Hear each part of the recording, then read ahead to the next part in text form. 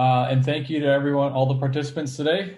I'm honored that so many people showed up, and I'm excited to take what we hacked on together yesterday and talk about how we would translate that into an accessible implementation, and how we can kind of keep that accessibility sustainable in our software development lifecycle. So I'm going to share my screen. And I want to recap what we did yesterday just to refresh everyone's memory. So we're going to still be working within the context of this recipe dashboard. And to go over the annotations from yesterday, we have a lot of stuff like the accessible names and the roles mapped out for us, which images are decorative, even what semantics to use, which is great. The reason this is so important, just to drive that point home, is I'm actually a developer, and I actually have taken these real wireframes that we put in the slides and actually did the implementation. And as a developer, we love when 100% of the requirements are already mapped out for us. I don't like having to do back and forth with hey, what should we do here? Not because I don't have opinions on everything, but because it's nice to have all those decisions made up front.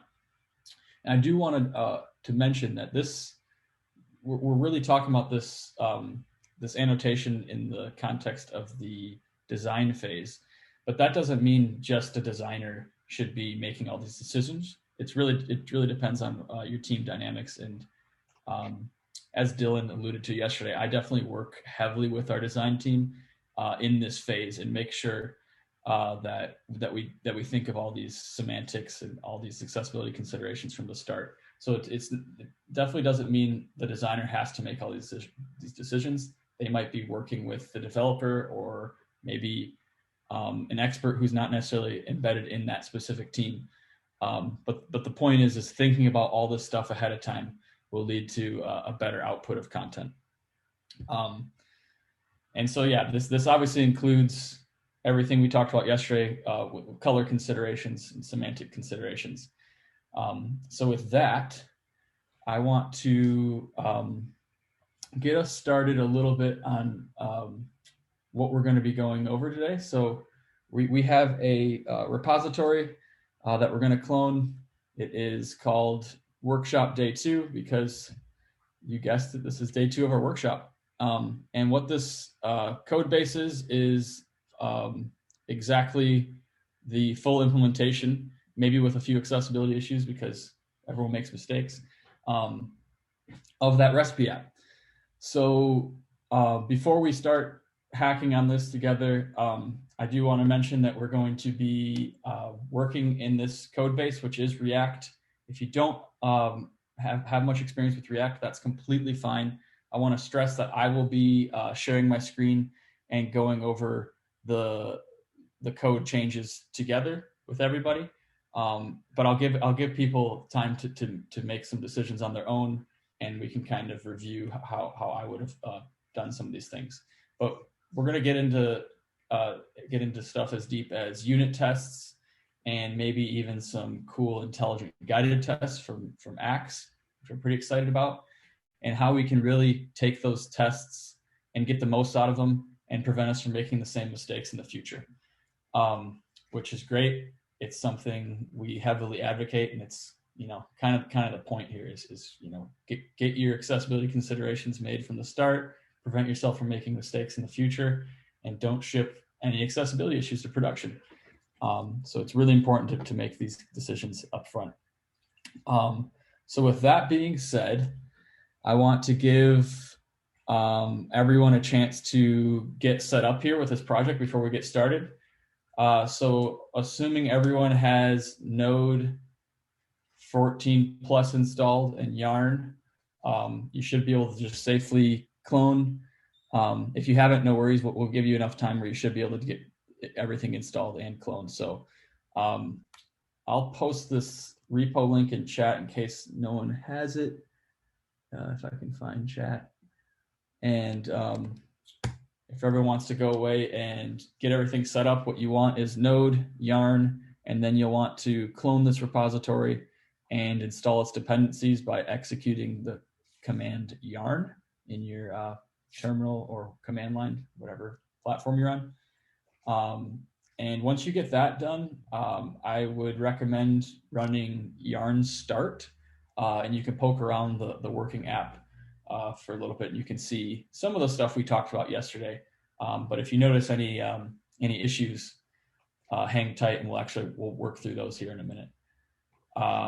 So yeah, let's break for a second and get this project up and running.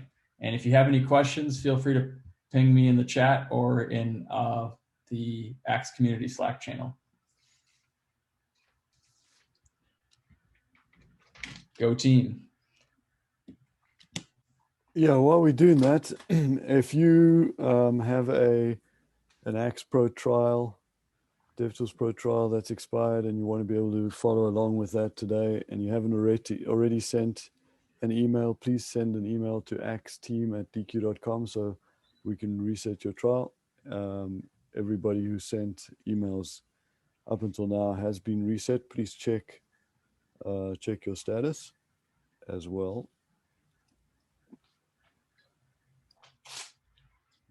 Sweet.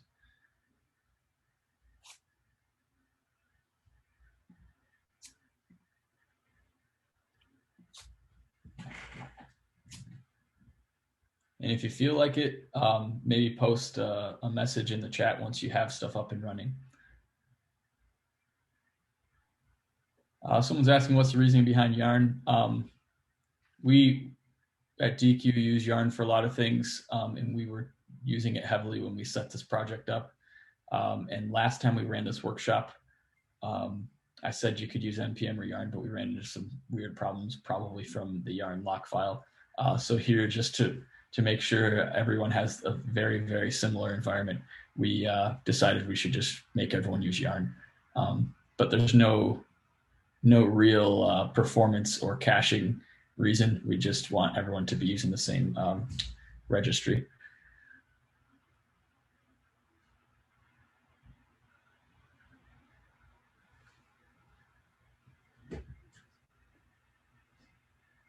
Install is taking a while. Yeah, that is because we have some Cypress end-to-end tests, and Cypress is there's a lot of dependencies there, and it takes a long time. So be patient with it. And we tried this on a few fresh machines yesterday, and it seemed to work. So I'm hoping most of us get it up and running. It looks like some people already have.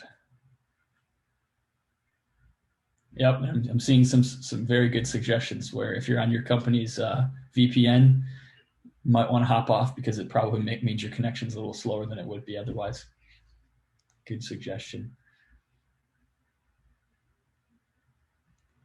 Someone's suggesting Docker. I love that idea. Maybe we can next time we run this workshop or something similar, have a Docker version ready to go. It's a really good idea. Which version of Yarn? I believe we want 1x. So let me see what I have. 1.2.2.4. So something around there should be good. I know that Yarn 2 is out.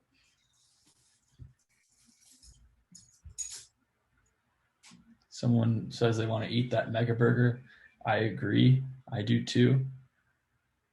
We torture ourselves with this recipe app every time we're doing this kind of thing.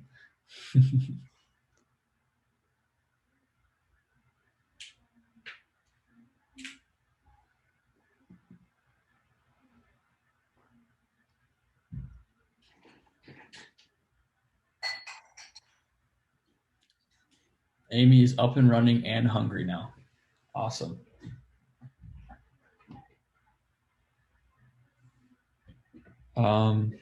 John Olson, have you installed the dependencies yet, or is it still giving you that parcel error? So before running start, you'll have to run yarn.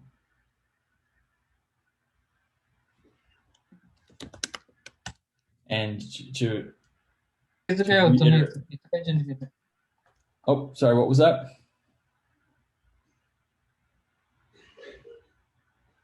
No. To reiterate, if you can't get this up and running, you're still going to have an awesome time today. I'll be sharing my screen and you can follow along. We can give you even a public URL where you can actually poke around in this broken recipe app. So you can actually do some of the testing, even if you don't have the code base running. We're going to be doing some testing with the Axe browser extension later today, and you'll be able to do 100% of that even if you don't have the project running locally. Give it a few more minutes for people to get it up and running. More reiteration. If you have an expired trial, send us your email and we'll get you reactivated.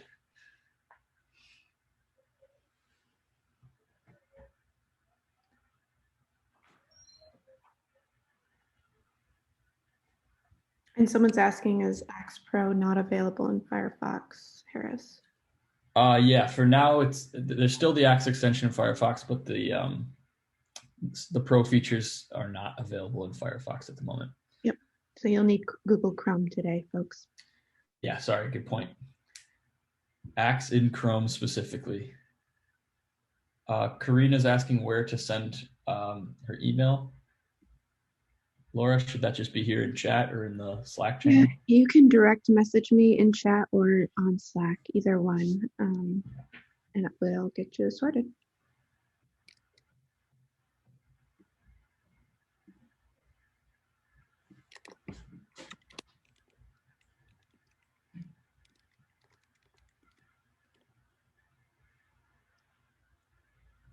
Yeah, so Jeremy's pointing out the site isn't responsive. Yeah, this is kind of a bare minimum implementation. We actually haven't implemented all the features that we discussed yesterday, like those filter drop downs. So this is just a pretty bare bones implementation of this recipe app. It definitely would need tons of enhancements if we were actually shipping this as a real product. Looks like we still have some people installing dependencies, so I'll give it 2 more minutes, let's say.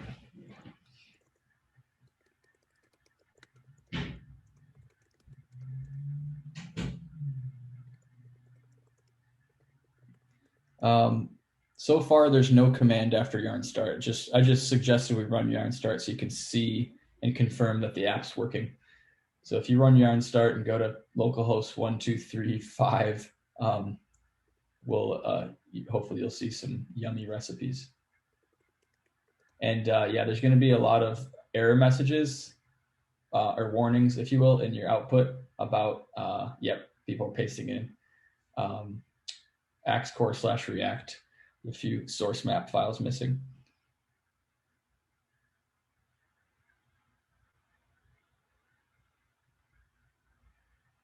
Some people are stuck on installation.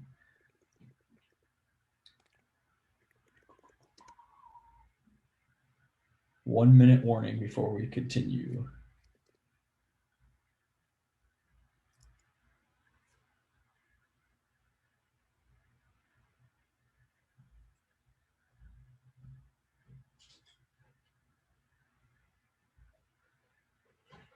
Awesome. All right, and if you're still installing, don't worry. I'm actually just going to go over the code base real quick before we get started. I think that'll be beneficial while we start hacking on this. So this is a pretty basic React app. There's nothing crazy going on. Let me run my server too, so you can see what it looks like. So I'm running yarn start. So we have a source directory with components and containers. If you're not familiar with the container concept, we like doing that at Deque a lot, keeping the business logic for certain complicated things in what we call a container. And so what that means is it's basically handling some of the data manipulation, or in a real app, it would be where we'd handle some API calls, let's say, or some state for a given component. That component would have a container. And so the container's sole purpose is to handle that business logic and render its component. And its component will be very just a presentational layer. So as an example, I just showed the app container, which handles a bunch of state and renders the app component. And if you look app/index.js or component/app/index.js, there's no state being handled here. It's just accepting some props and rendering the presentation layer.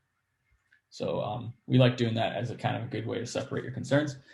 Beyond that, we have a histogram component, which is, we'll see in a minute. I'll bring up my my dev server, but that's where some of these stats breakdowns are, the average yumminess, if you remember from yesterday.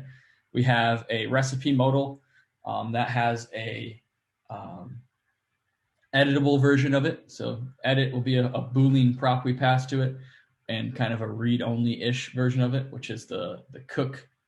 You know, if I click cook chocolate cake, that's the non-edit version. If I click edit chocolate cake, that's the edit version.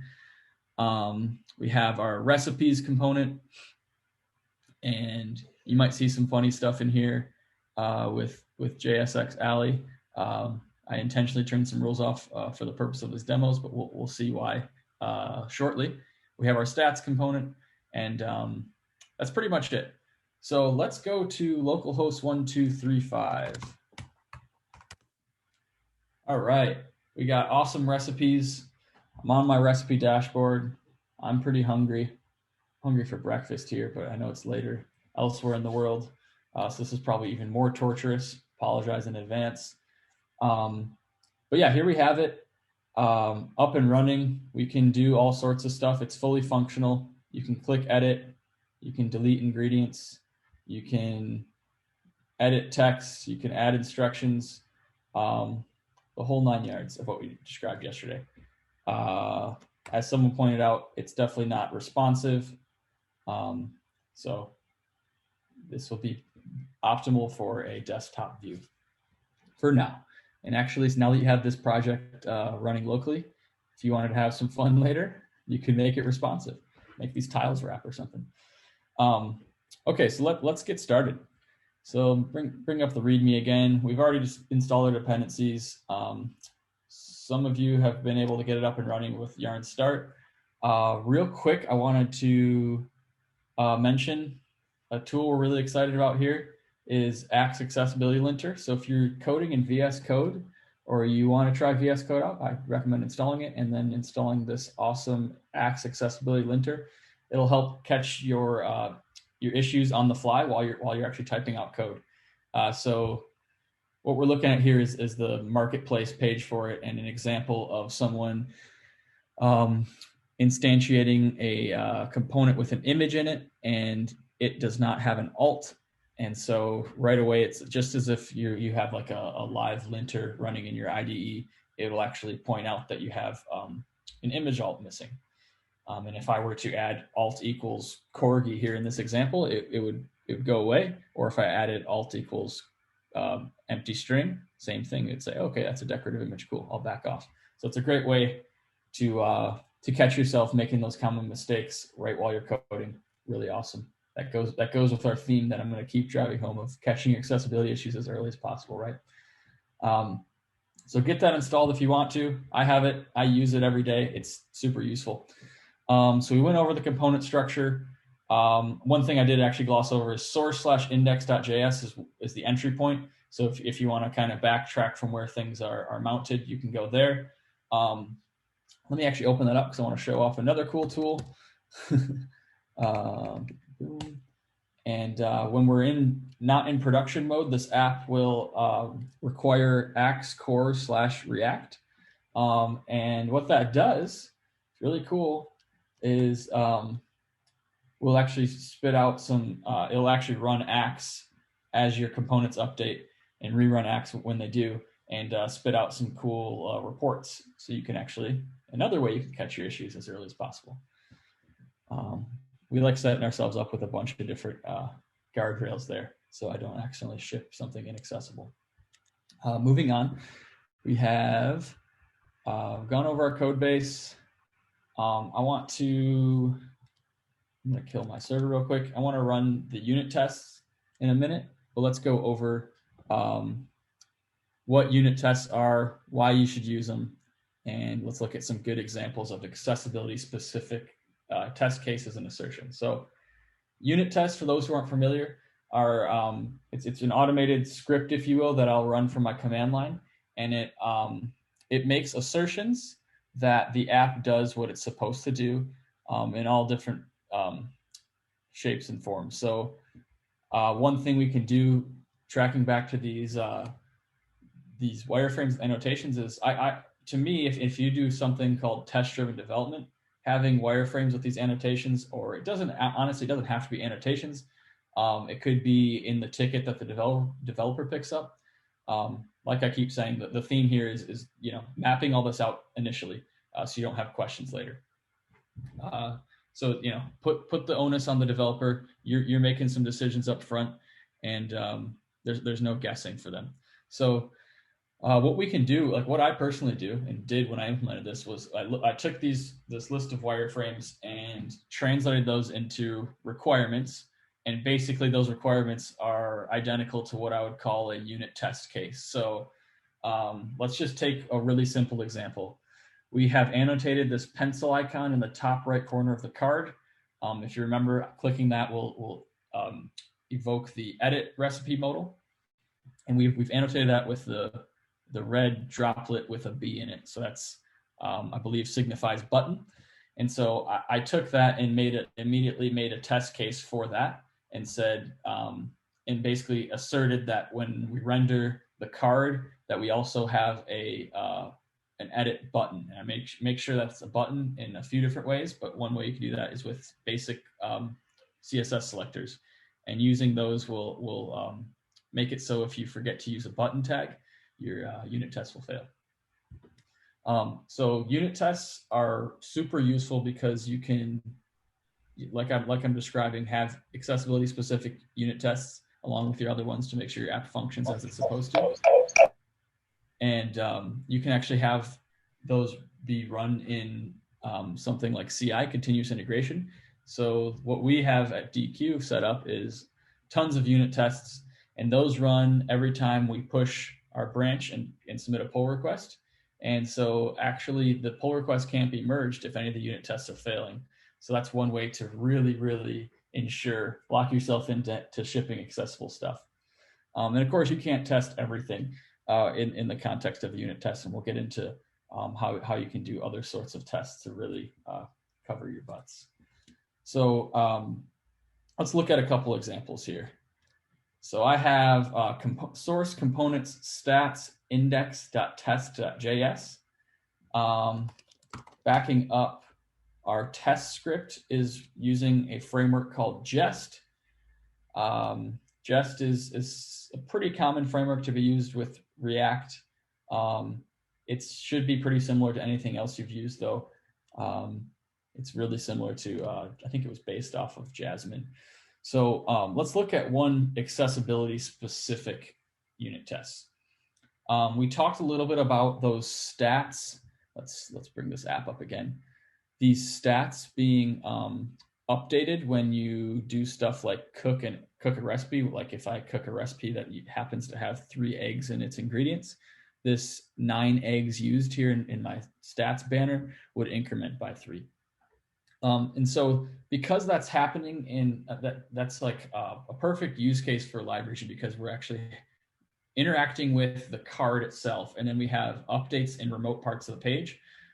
So as long as you don't get too trigger happy with live regions, that's actually a pretty valid use case for one.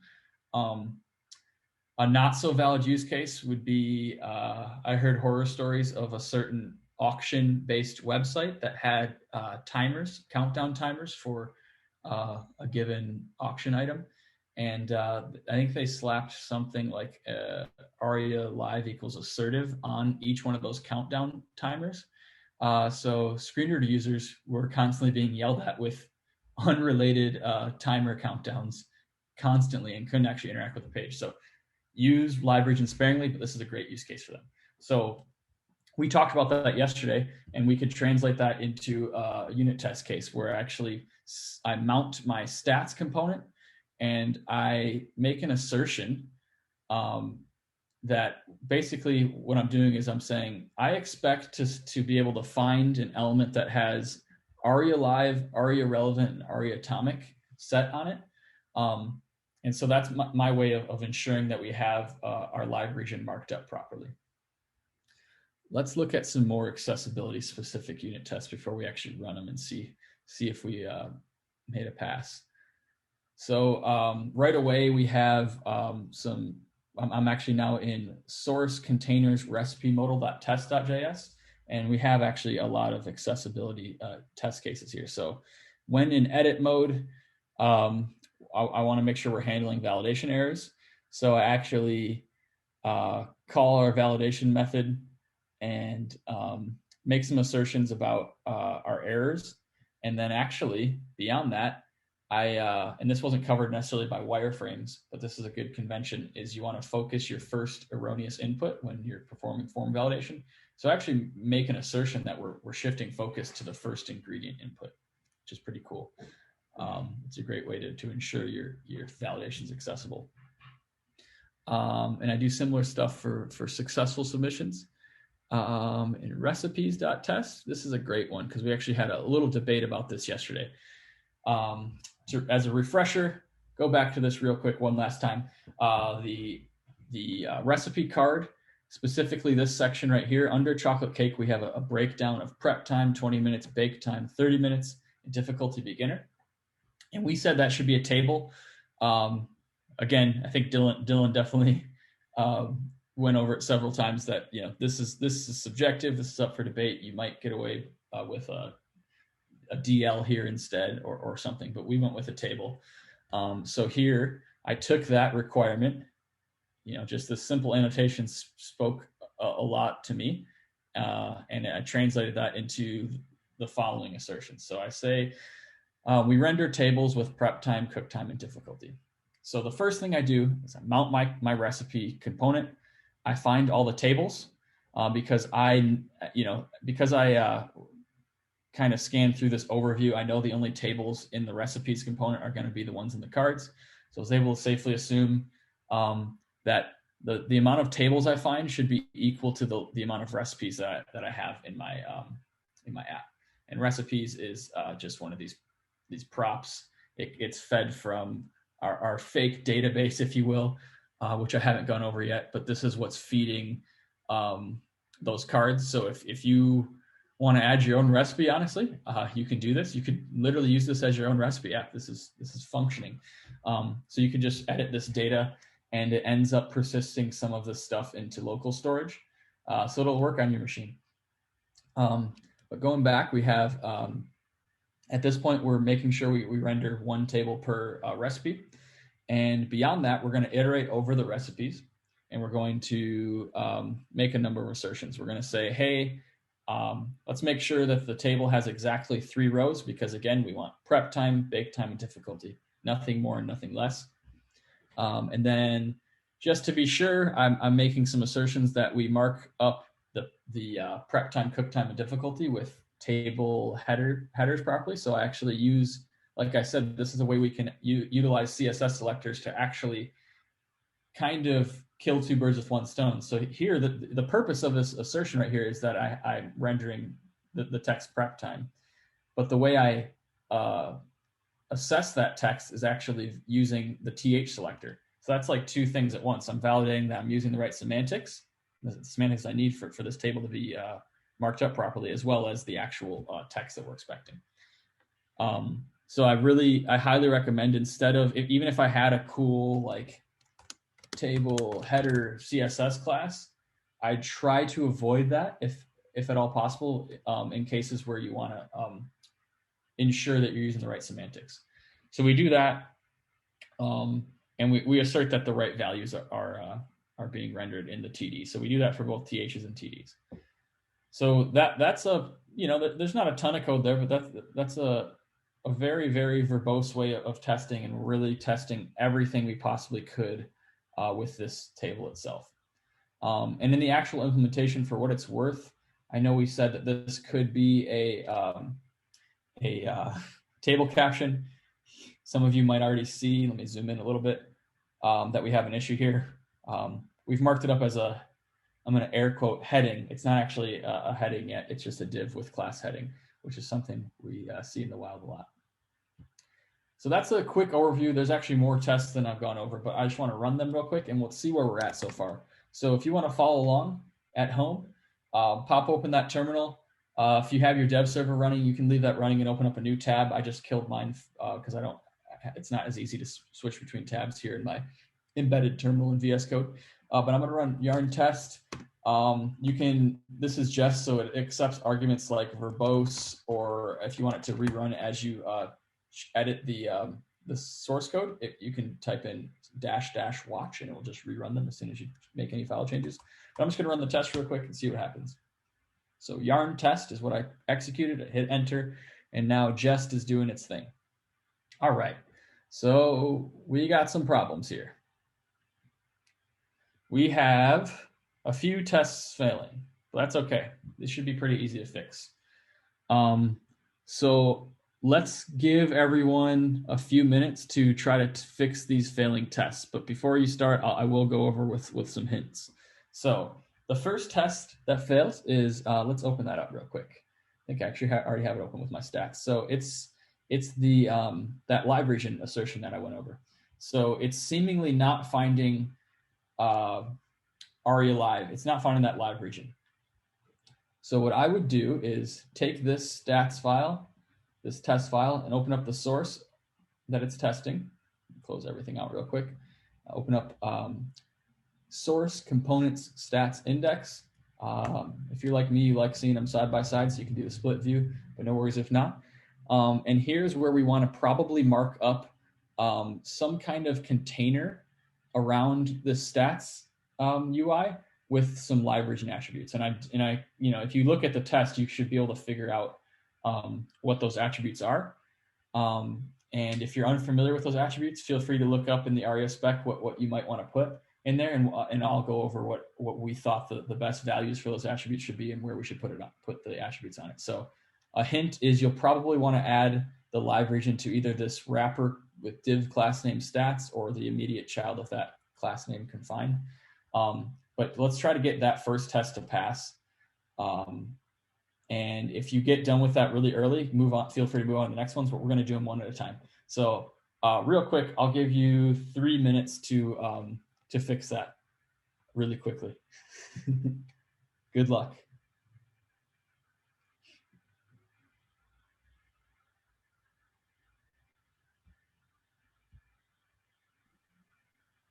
Hey, Harris, while folks are doing that, there's a couple of questions in chat. I'm not sure if that would be distracting, but. Yep, I'm on it. Let's see. I wonder how far I should scroll up. All right, I'm just going to scroll for a while and see what happens.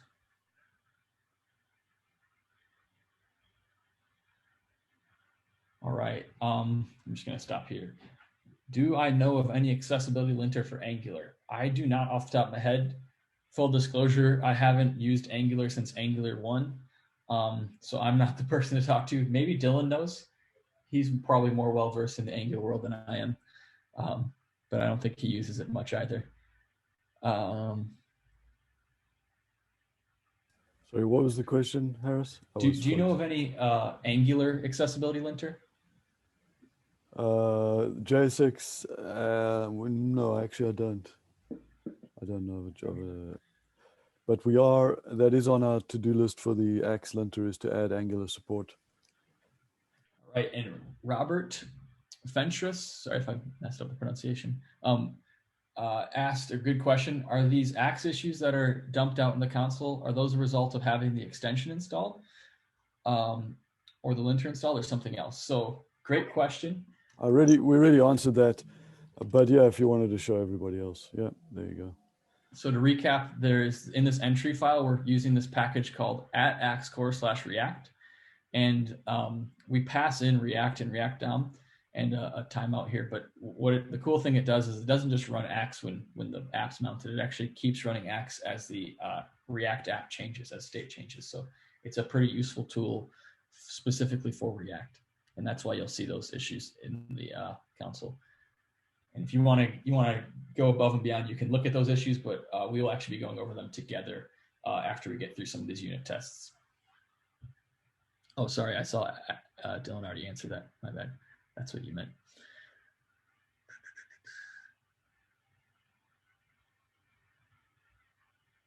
can I implement Axe Core on GitHub Actions for free? I assume was the question. Yeah, like Axe Core can be run in any browser or browser-like thing, such as JS DOM. So if you have unit tests running or end-to-end tests running in GitHub Actions or Circle CI or anything, you can certainly call one of those open source libraries or try to roll your own. There's some cool plugins out there. I think there's even one for Jest. There's one for Puppeteer, which is cool. But yeah, you should certainly be striving to run those in your GitHub Actions. So like I said, you catch those issues before the pull request is merged.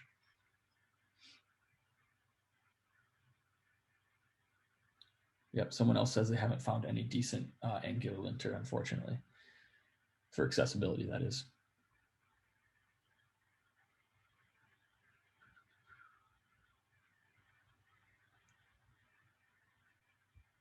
Any other questions?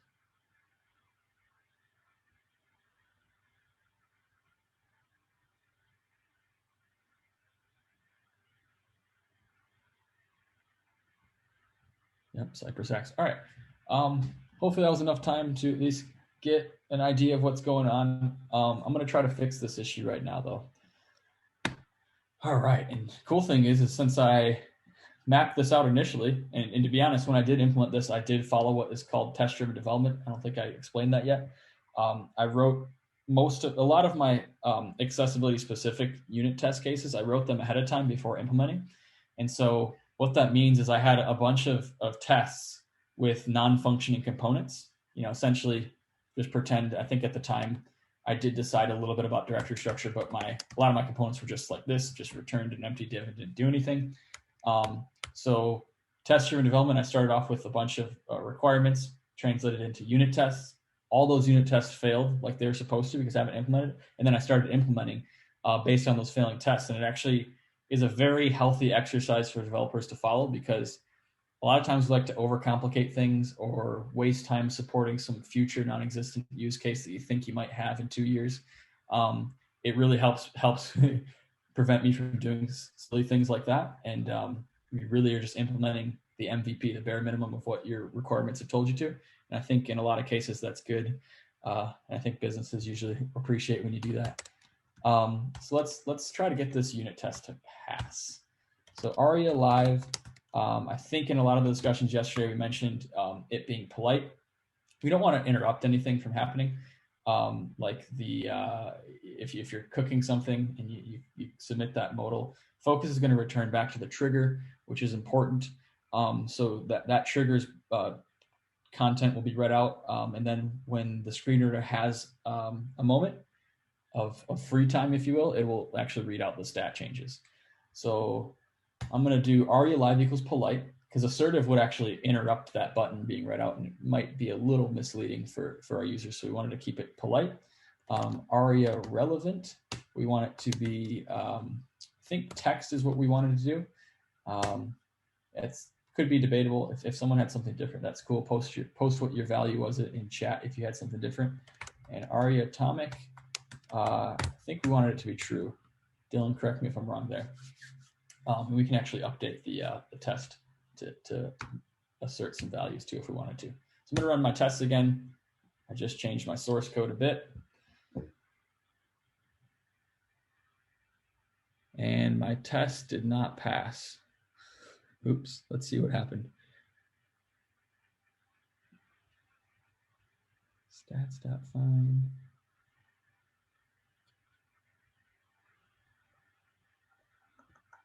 All right, well, this wasn't anticipated, but I'm going to start debugging stuff.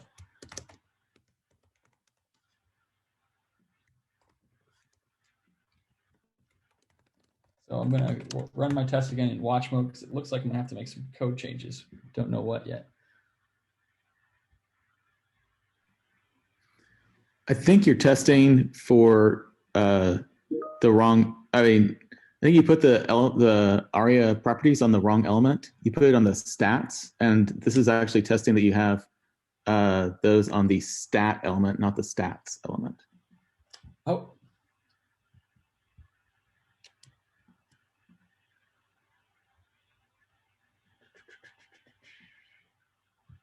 So let's see.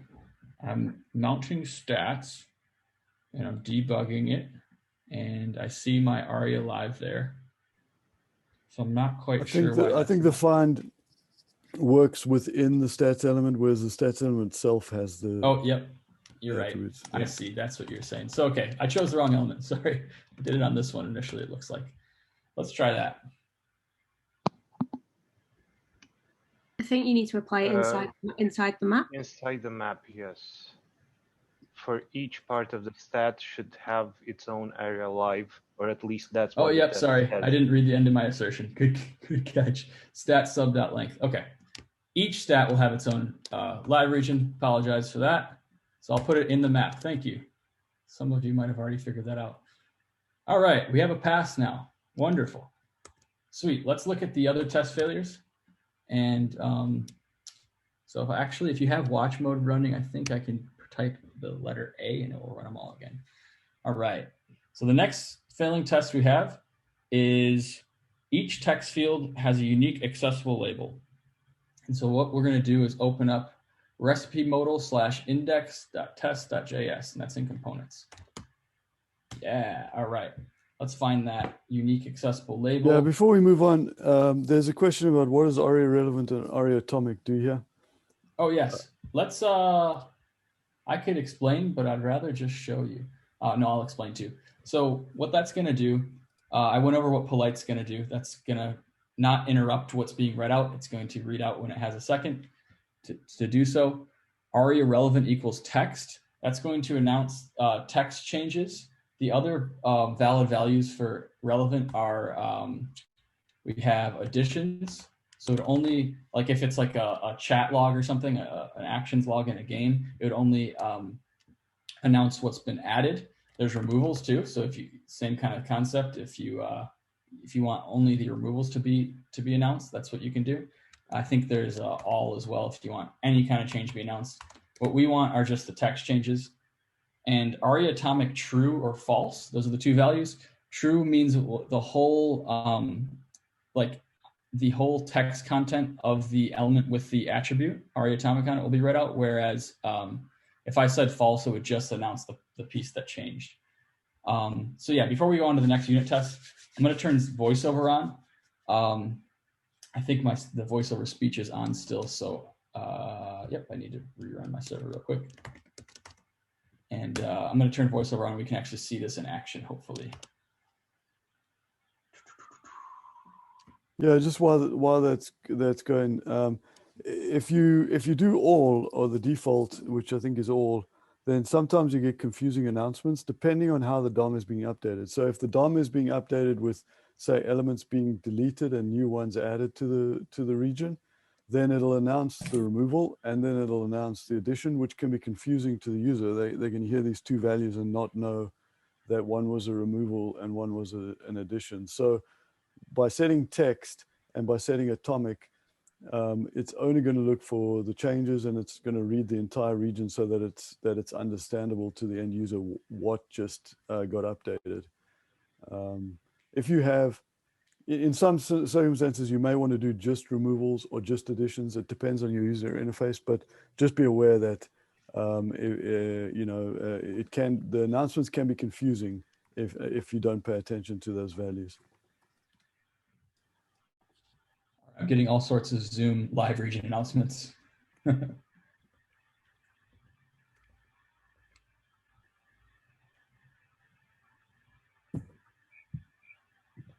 All right, hit cooked.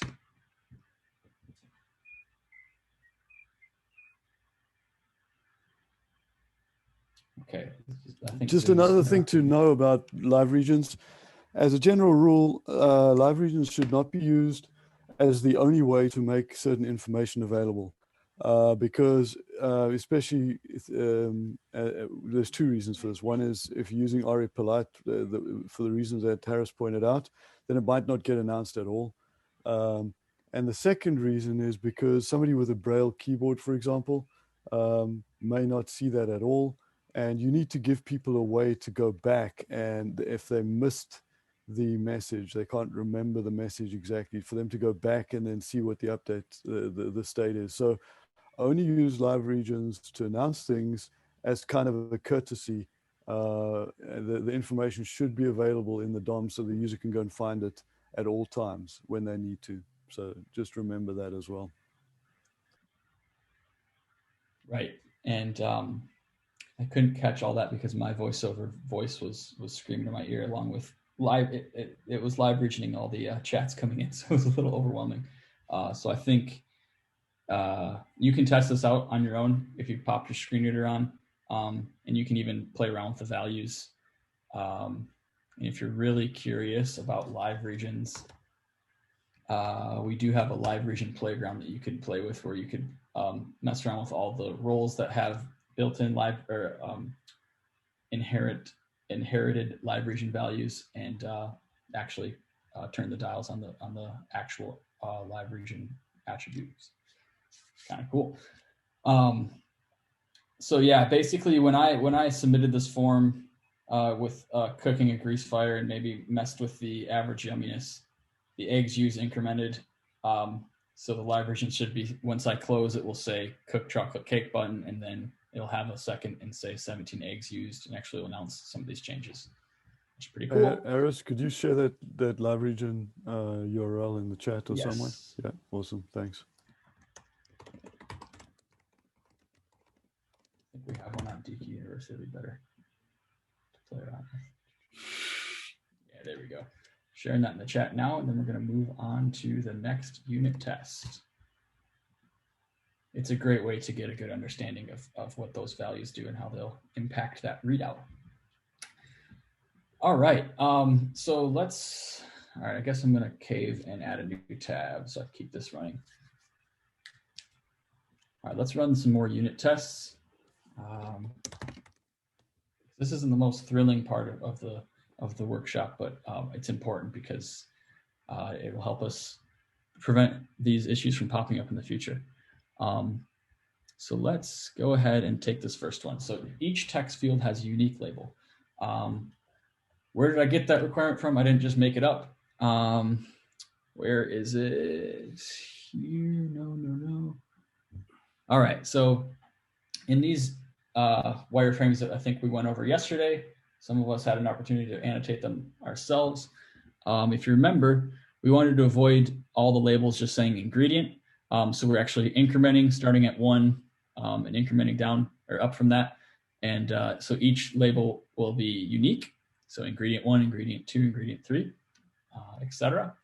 So what we can do is make some unit test assertions that will ensure that we're doing that. And so we don't forget to just increment that. So let's find that unique components. No, that's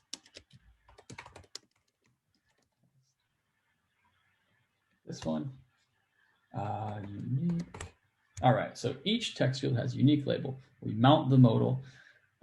We find all the labels and actually build up this array of labels, and then make an assertion that label text isn't already in it.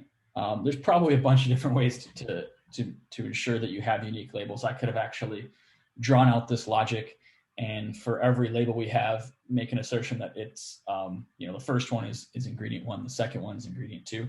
But this was just a lazy way of me ensuring that they're unique, and just that. One could argue this would still pass if I misspelled instructions, so maybe you wanted to get more thorough with it.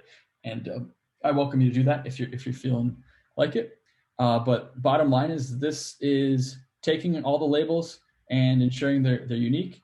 And if any of these are already in it, this to be falsy assertion will fail, and we'll know we have a problem. So let's go ahead and open up our components /recipe modal /index.js. And there we should find, and actually let's look at it in the app real quick, because I'm scratching my head. I thought I implemented this. Come on. Oops, wrong modal.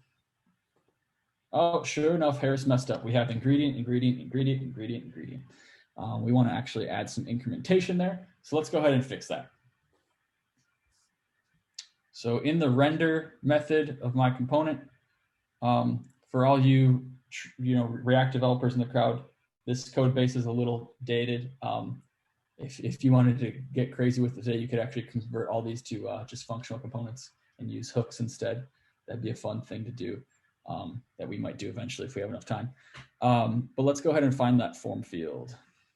Text field. Rate the yumminess. We want the, it's hard to see. I'm going to go ahead and hide this real quick.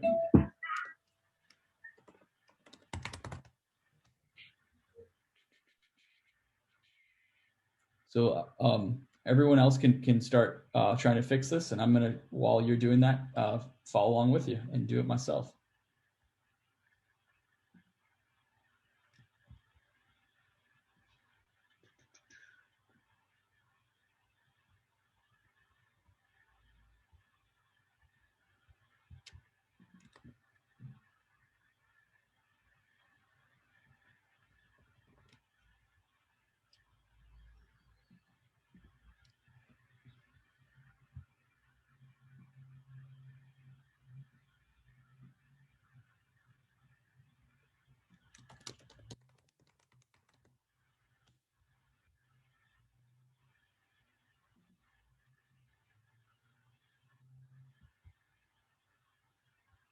Right, let's get this out of the way.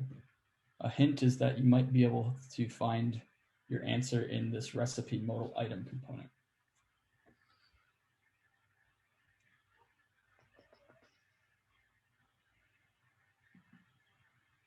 Recipe modal item.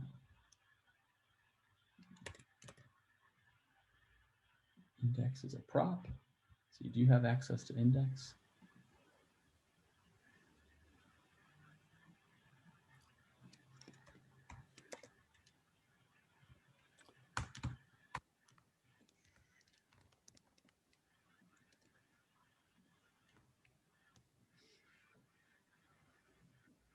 So Harris, when you have time to answer a question, let me know.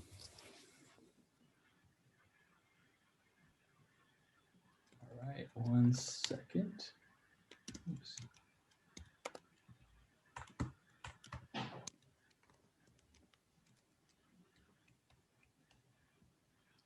I have time now. What's up? So the question is, dumb designer question. Are we not using Axe in any way yet? Or these simple unit tests right now? Yep, these are simply unit tests for now. If you've happened to open up your console, you might see some Axe output. You might even see some Axe output in your linter if you have that VS Code plugin installed. But for now, this is not Axe. This is just straight up unit tests that you can do in your code base right now. Yeah, so remember when I was talking yesterday about how the annotations can really inform your regression tests and allow you to do your accessibility regression tests in a 100% automated fashion.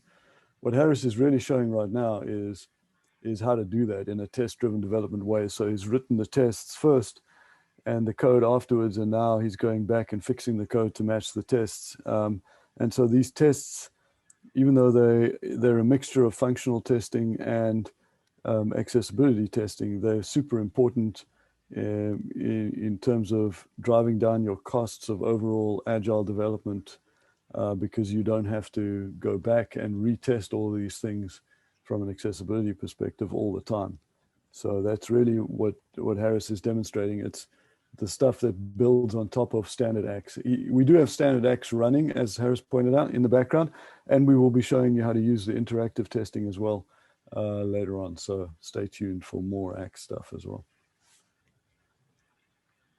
Cool. And someone who was following along with me, pointed out that we could do this in a couple different ways. So I've got 2 examples of something that would work. Or there are actually 3 examples. Elliot has a different way of doing that as well, which is cool. Yeah, and Janina asked the question, if I have Axe Chrome installed, can I play around with something here? Yes, let me send you a link of the site that's implemented with a bunch of accessibility problems. So I will cut and paste that link in here for you. Thank you. If you go to if this, you don't have it up and running locally, you can definitely follow along on the Netlify deployed app. It is Yeah, broken just like this. Yeah, so if you go to that app and you start running both the Axe tests as well as some of the intelligent guided tests that are part of the Axe Pro trial, you will end up finding a lot of the issues that Harris is walking through and fixing. Not all of them are there. It's slightly different version of the app than what Harris is showing right now, but you will be able to use the Axe functionality without needing to be a developer and test and find things. I'll put this in the Slack Absolutely. channel too. Thank you. All right, so we should have our test, our unique label test passing at least. And yeah, there's a few different ways we can do it. Bottom line is we want the output to be ingredient followed by the zero-based index plus 1. So my drawn out logic approach was the text for the label is if type is instructions, it'll be instructions, and then interpolating the index plus 1, and then otherwise we'll do ingredients.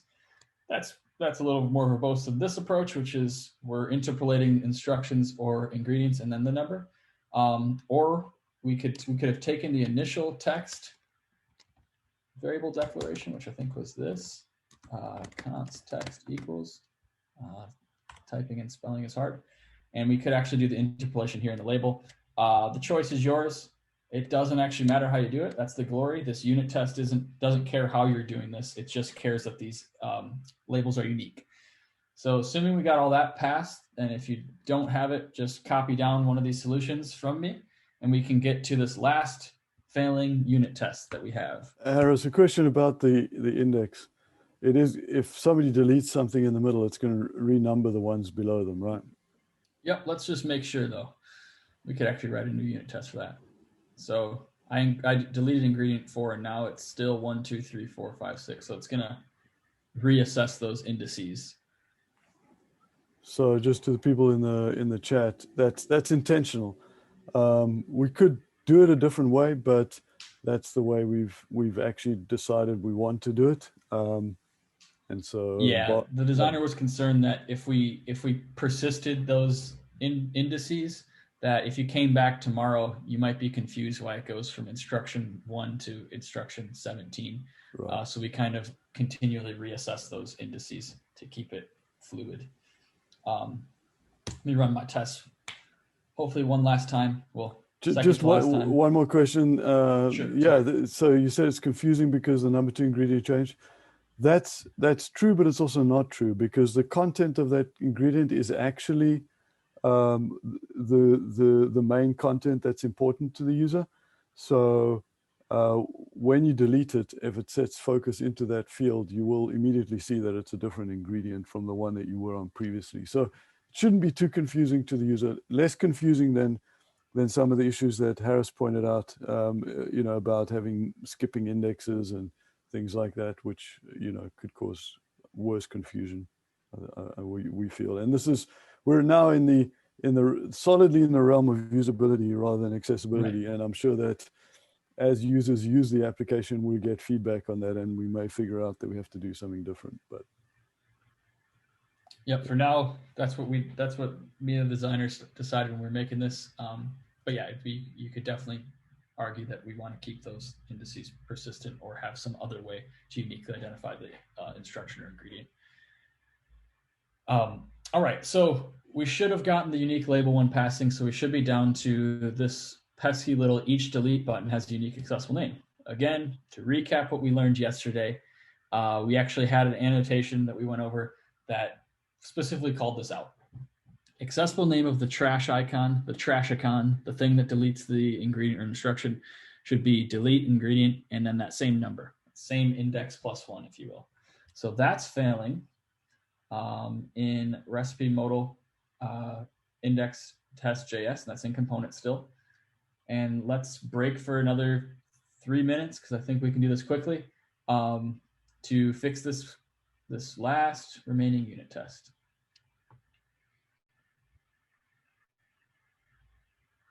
So right now, I'm just remembering my funny jokes before we made this. The ARIA label is trash can icon.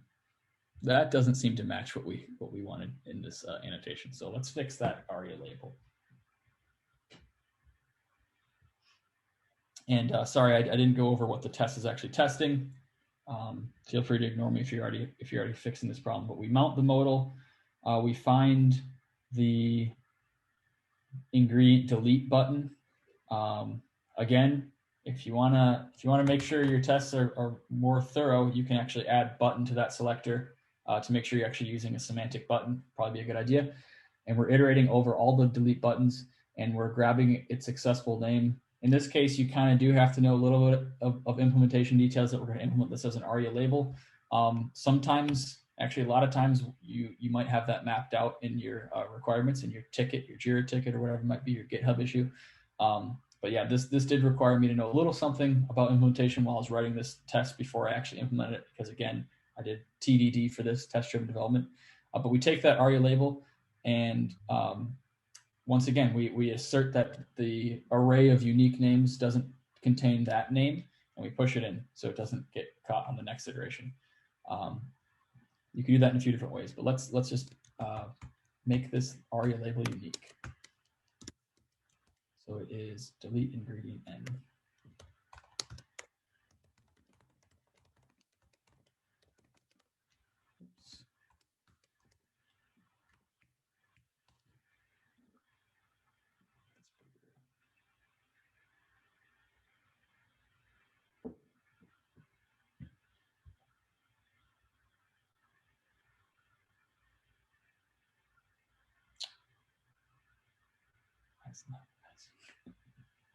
Yeah, just if you're having trouble connecting to the server once you run yarn start, just be aware that if the port is taken, it'll pick a different port and it'll print that port number out to the console. So you might you might be trying to connect to 1235 and not getting the correct thing or not getting anything. Just check. Just stop the server with Control-C or something and restart it, and you'll see which port it picks.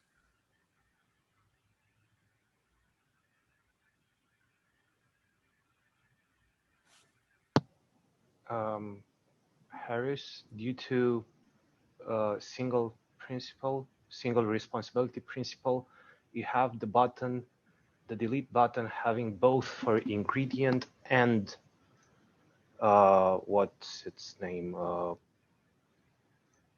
Instruction.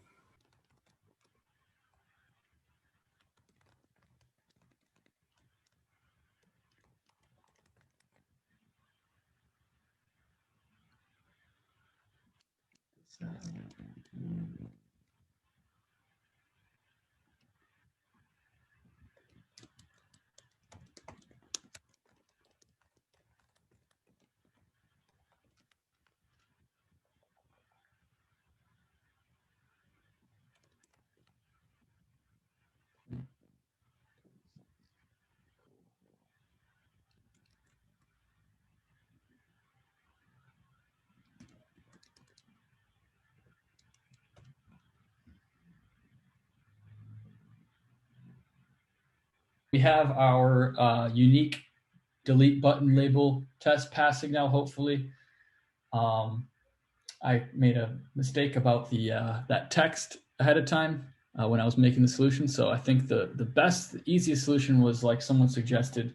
We're going to get the text instruction ingredient ahead of time so we can use that in both the text field label and the ARIA label of the delete button. One thing I probably glossed over or should have explained, we have these text field components.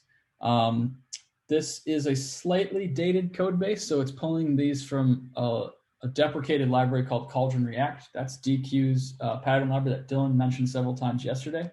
That's now, instead of Cauldron React, you'll install that from at Deque/Cauldron React, but we haven't actually updated these components in a while. So it should look pretty similar, but we've actually just moved stuff around into a mono repo and published it under our Deque namespace, but not too much has changed since then. It's a React accessible component library that we use in our apps. So you might go here and see some familiar things if you use any of our applications, like the Axe extension. The Axe extension uses a lot of our Cauldron components, which is cool. All right, so I'm going to close out. Hopefully everyone has some passing unit tests. And let's move on. So to recap, we've ran our tests. We fixed the failing tests. We've tested out the live region. That proved to be a little funky for me because I was getting interrupted by Zoom live regions with the chat. But now let's actually move ahead onto our Axe DevTools journey. So what is Axe DevTools? In case you haven't used it, Axe DevTools is a browser extension that runs Axe Core under the hood. What's Axe Core? Axe Core is an accessibility rules engine that will assess your document for accessibility issues that can be automatically detected. A lot of people like tossing percentages around, but it can catch a lot of issues. A lot of the most common issues like color contrast and inputs without labels or empty links, you name it. It's pretty cool stuff. So take a second to install the extension if you haven't already. Sign up for your free trial of Axe DevTools. I think we've been over that plenty, but if you didn't start doing that yet, I would recommend doing that right now. And so to reiterate, if you've already done that, you already have your free trial that's been expired, send Laura a direct message with your email and we'll get you a new free trial, which is pretty cool. So let's run yarn start and let's navigate to localhost 1235. Sorry about the weird port number. I pushed the code with that because I was running a bunch of other servers and one of the most common ones is 1234. So I just added one to that. But what we're going to do is go to that. We're going to open up our DevTools. There's F12 on Windows, or what is it? Command Option I is what I use on Mac. And then you should be able to find a Axe DevTools pane there, and I'll do that so you can follow along. So I'm on localhost 1235. I forgot to follow my own instructions and run yarn start. So let's do that. Again, I think Dylan posted it in the chat. We have this same site deployed to Netlify. So if you would like to follow along, but you weren't able to get the code running, I'm going to post it in chat one more time so you don't have to scroll up a lot.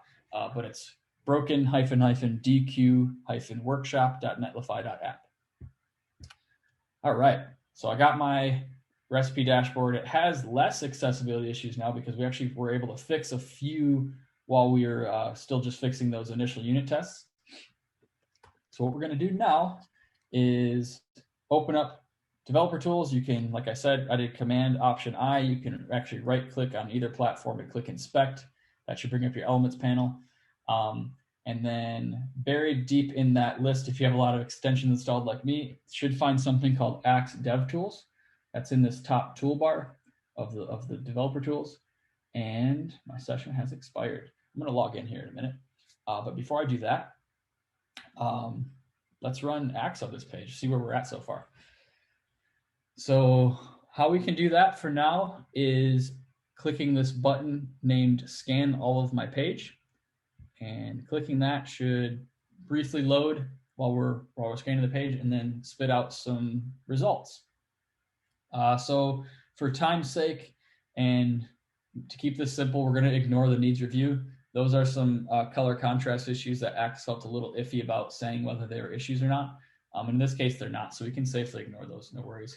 But what we're going to do now is look at those issues and see why we missed them and maybe how we can fix them and prevent them from popping up in the future.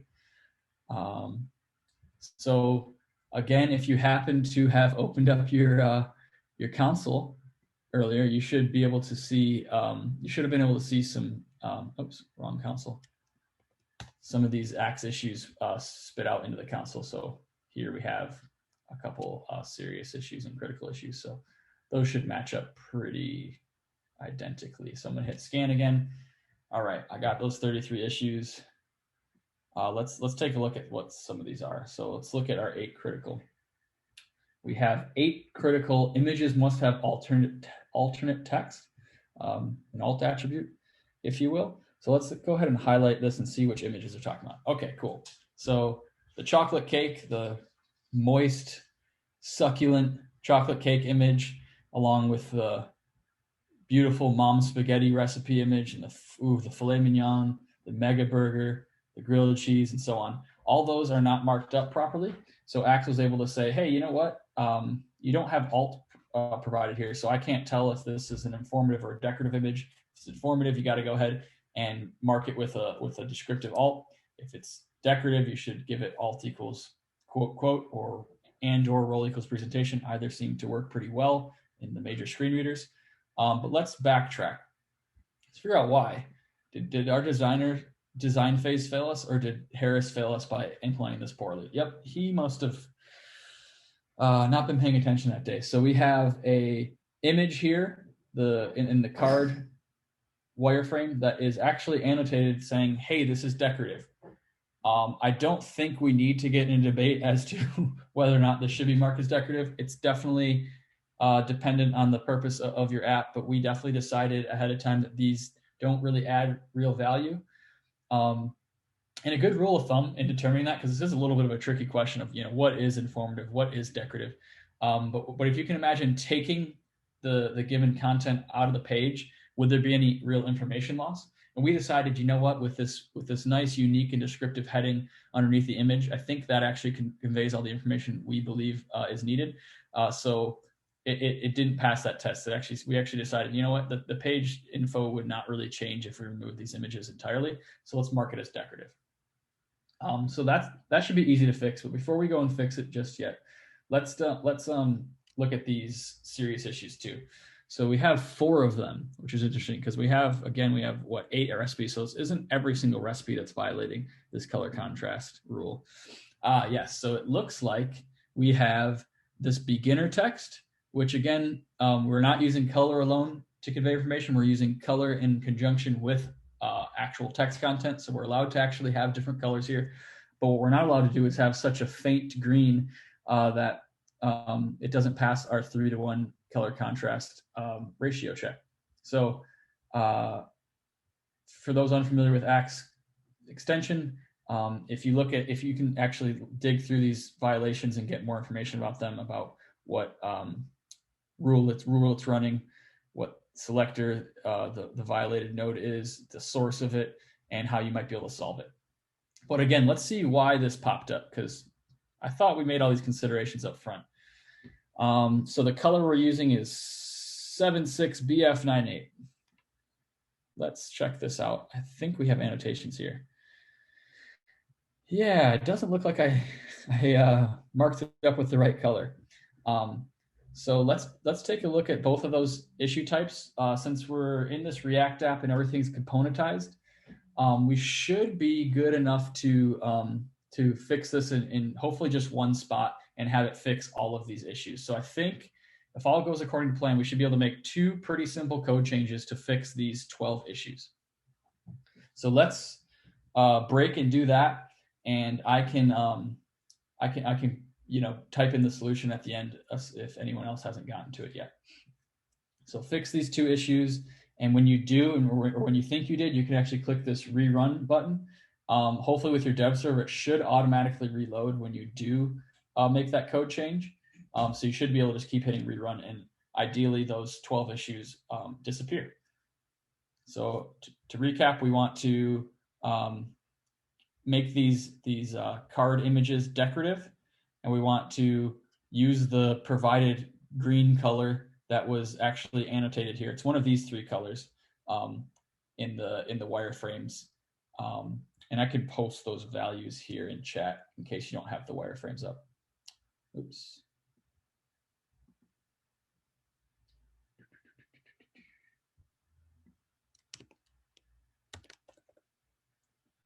So 8, 5, 3.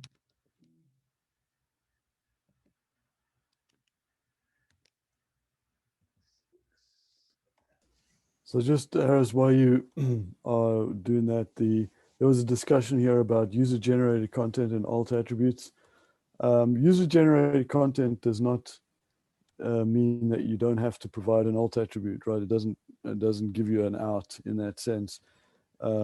This app is designed such that that image, even though it's user-generated, doesn't need an alt attribute because the recipe name serves as that, essentially as the alt attribute. But if this was a different app, like if it was a photo uploading app, then the app should has to provide the ability to add that alt attribute. Now, you can't always force a user, and certainly in like a public context, you can't force a user to add something because they could just add junk, right, to get around it. But you should at least provide that ability and make it easy to discover. And then in an enterprise environment, where you've got more ability to be prescriptive, you might want to make it required. So it really depends on the app, depends on the context a little bit, but just because it's user generated does not at all give you an out in terms of not providing that alt attribute. Yeah, and we got a question coming in with what the alt equals quote quote does in the context of a screen reader. I'm gonna actually change my voiceover settings real quick to turn speech off, so I can actually demo and kind of narrate what voiceover says on those. So give me a minute, we can do that.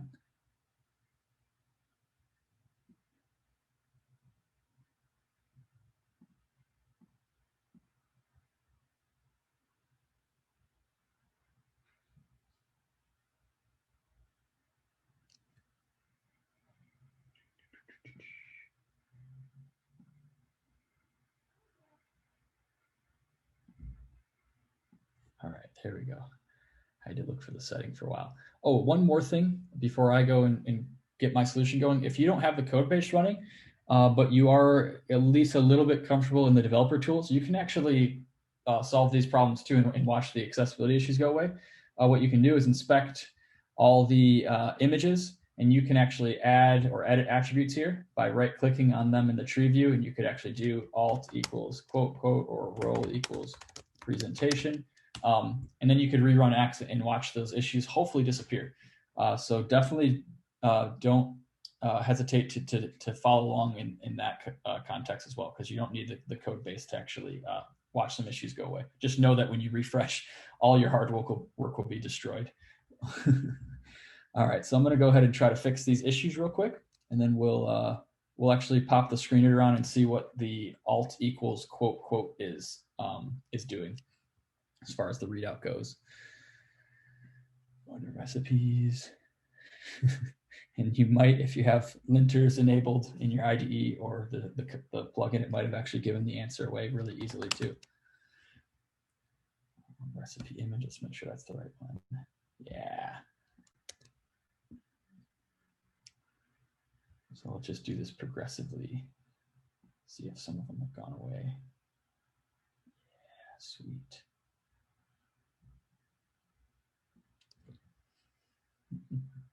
Now I gotta solve the color contrast ones. Shoot. Grab that color. There should be a hint in here too, if you have the README open. So there's a lot of discussion around alt attributes going on. Let's try to take some of that to the Axe community Slack if you're on that bit, where we can have a much more detailed discussion about those sorts of things. And otherwise, we're going to spend all of our time just talking about alt attributes here. But there's definitely, yeah, there's especially with products like SharePoint, there's a lot of complexities there. But we can give you some of our insights of what we've done with some companies to help them with that sort of thing. Is the Slack community open? Yes, it is. Laura, could you share the link to the Axe Slack community so people can join? Yep, 1 second here. Thank you.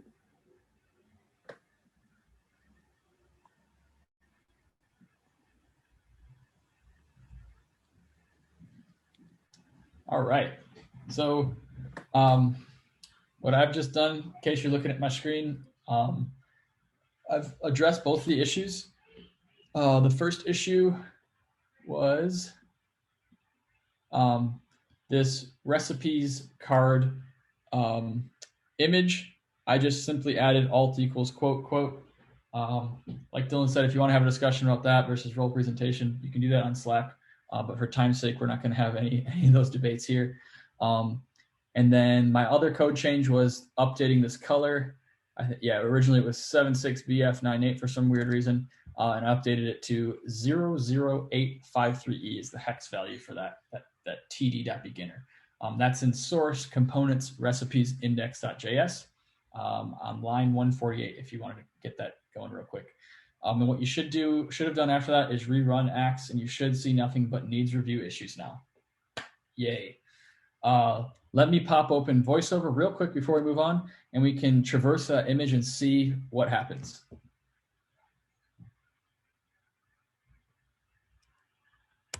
Yeah, there's some questions coming in that we're actually going to get to very shortly. So,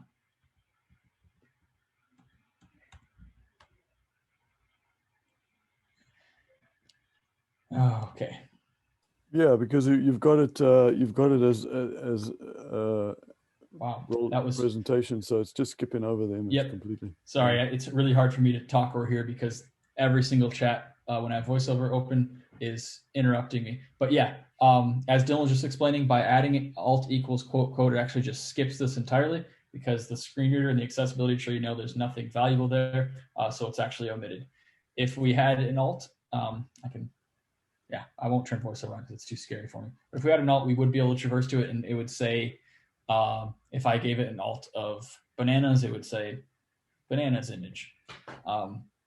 So that's the difference. That's what the end user experience has changed by us adding alt equals quote quote if they have a screen reader on. And then our color contrast issues went away. I can actually visibly, I can see that this beginner text is a little darker than it was before. I just happened to type in the wrong color when I was implementing this. That's okay.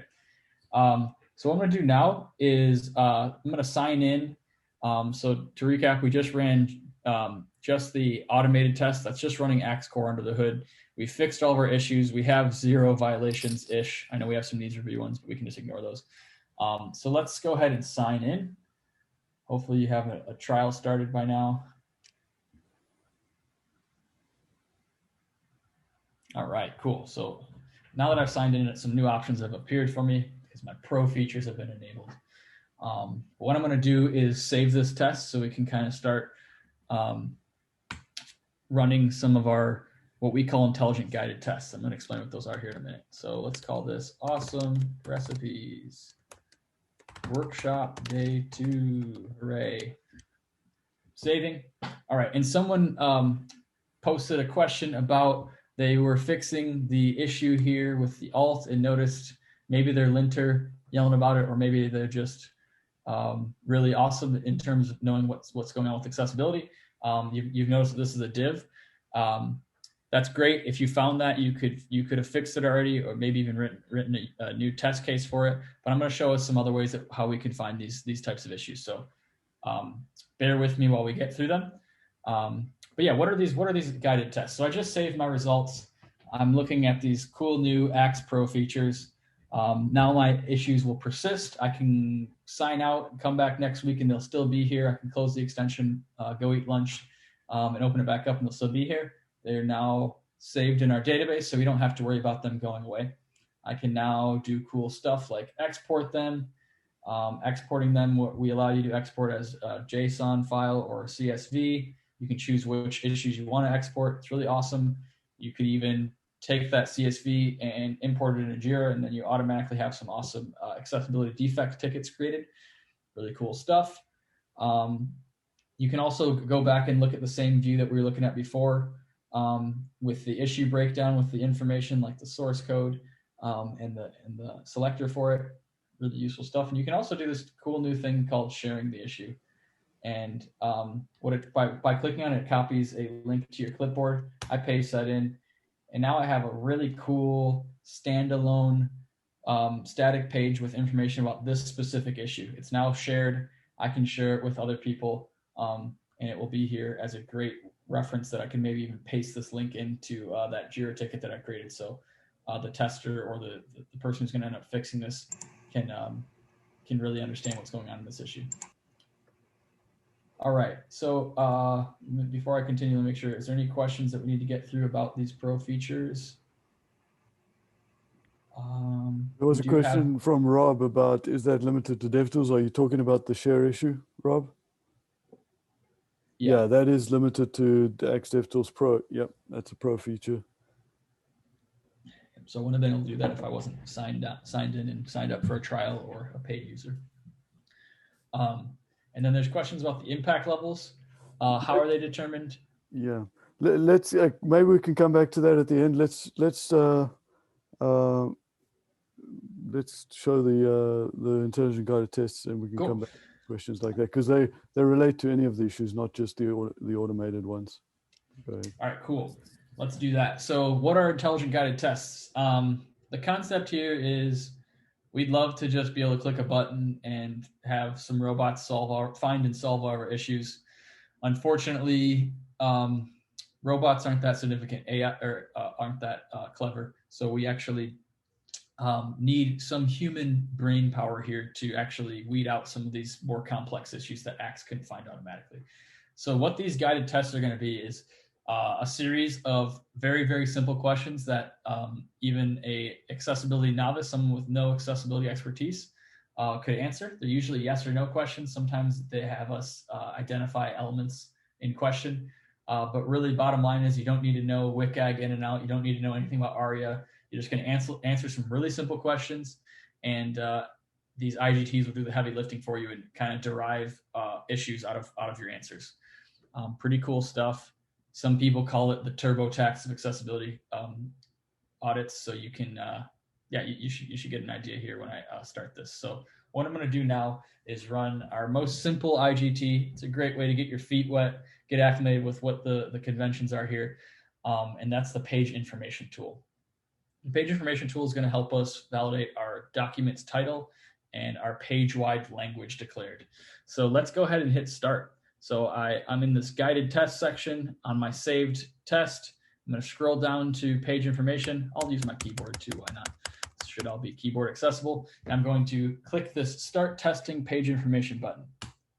All right, so it's now on this kind of you're kind of in the foyer, in the lobby before you're about to start testing. So it's saying, let's get started testing page information on localhost 1235.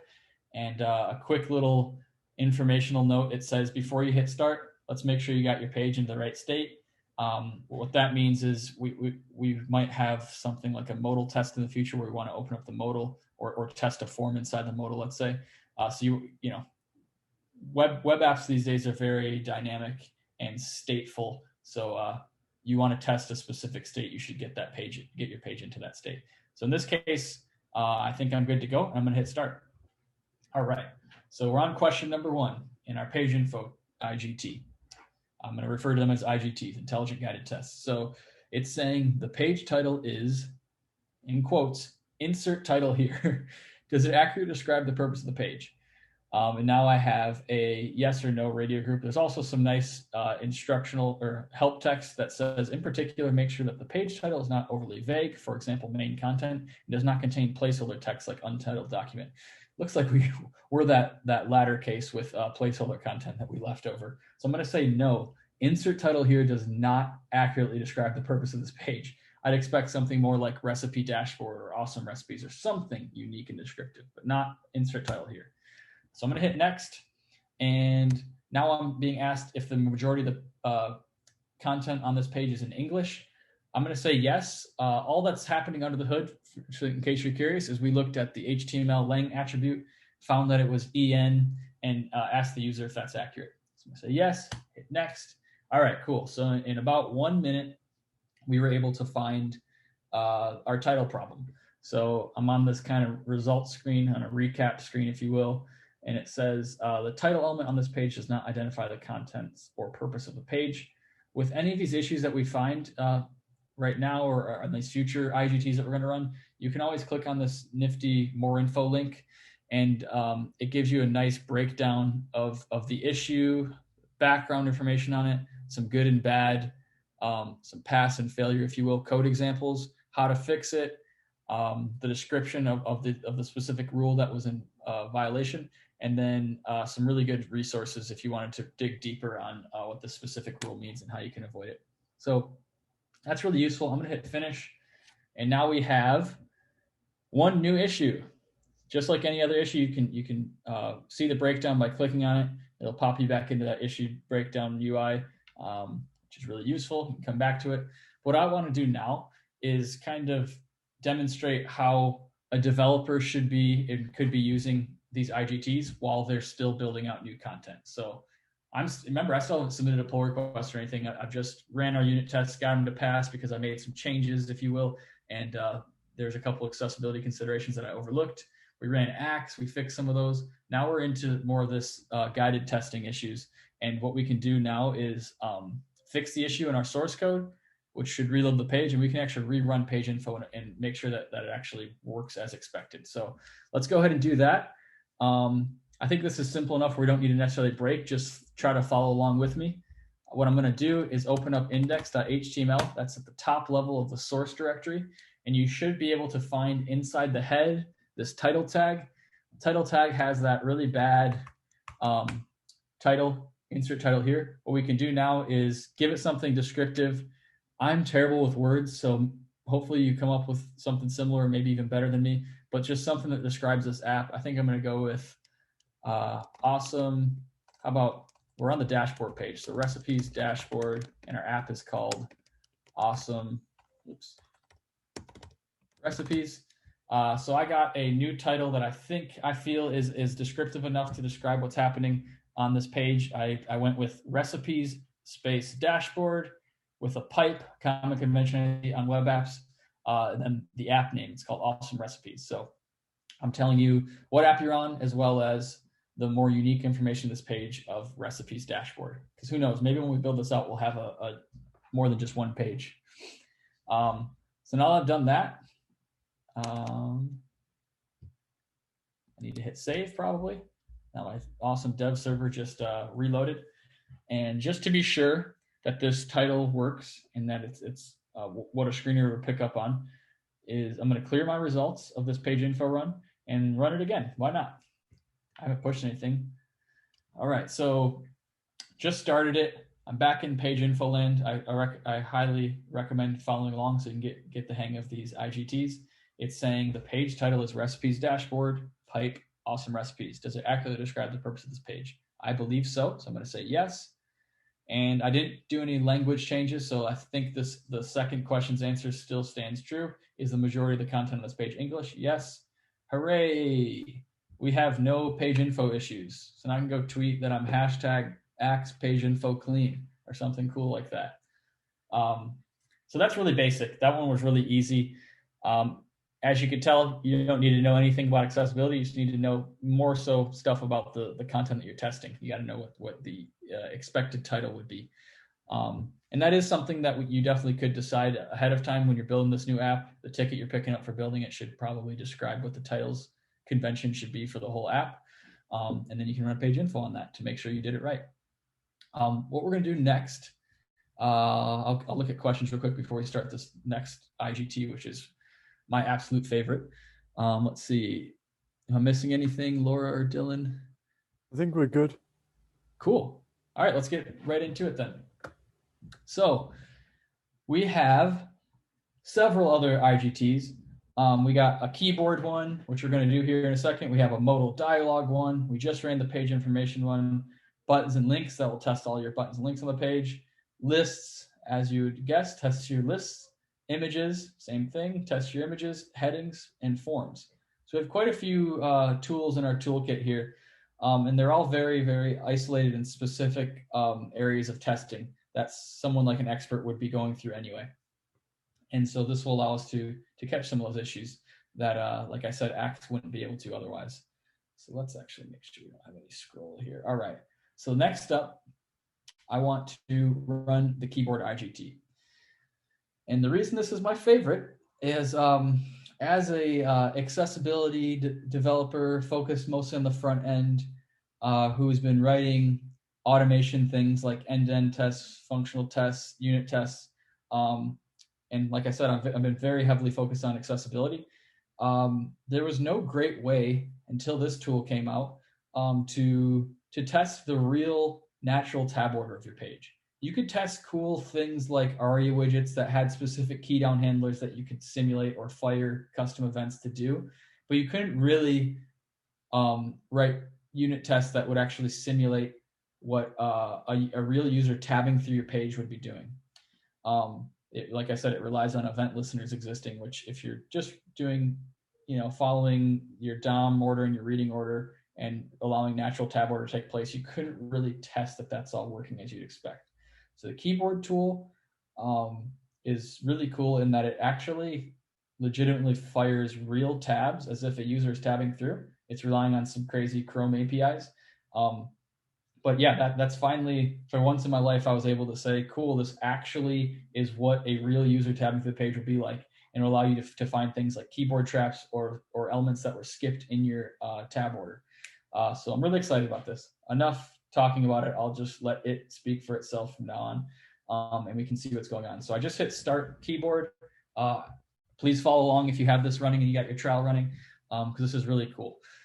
I'm weirdly excited about this. So yeah, once again, it's saying get your page in the right state, and let's just get started. So I'm going to tab down to start, and here, let me do something I've done in demos for this before. Turn my video back on. I'm going to hit start, and I promise you, I'm not hitting tab. It's the extension. It's really cool. My hands are up. No tab key is harmed during this demo. So right away I hit start and it just starts tabbing through my page, and it's telling me, hey, don't interact with it. We're running some scans on your page and we're tabbing through it. So there's a loading animation on my DevTools side that says performing auto tab tests.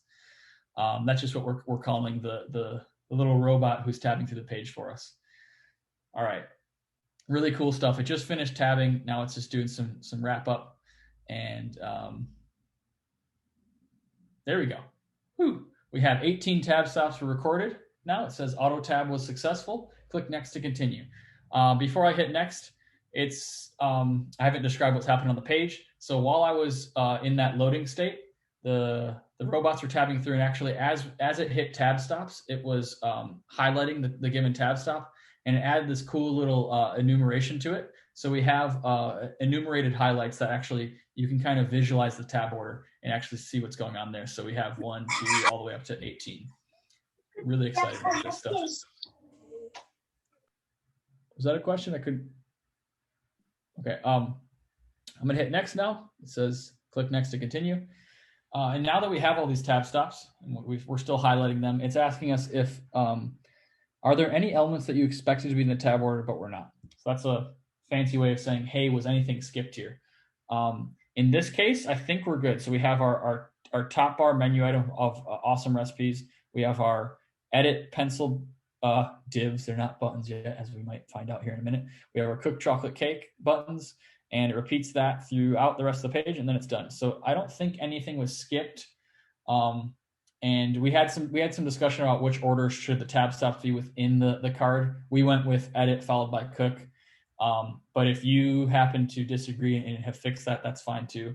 But as long as nothing got skipped, this question should be a no, nothing was skipped in the tab order. So I'm gonna hit next.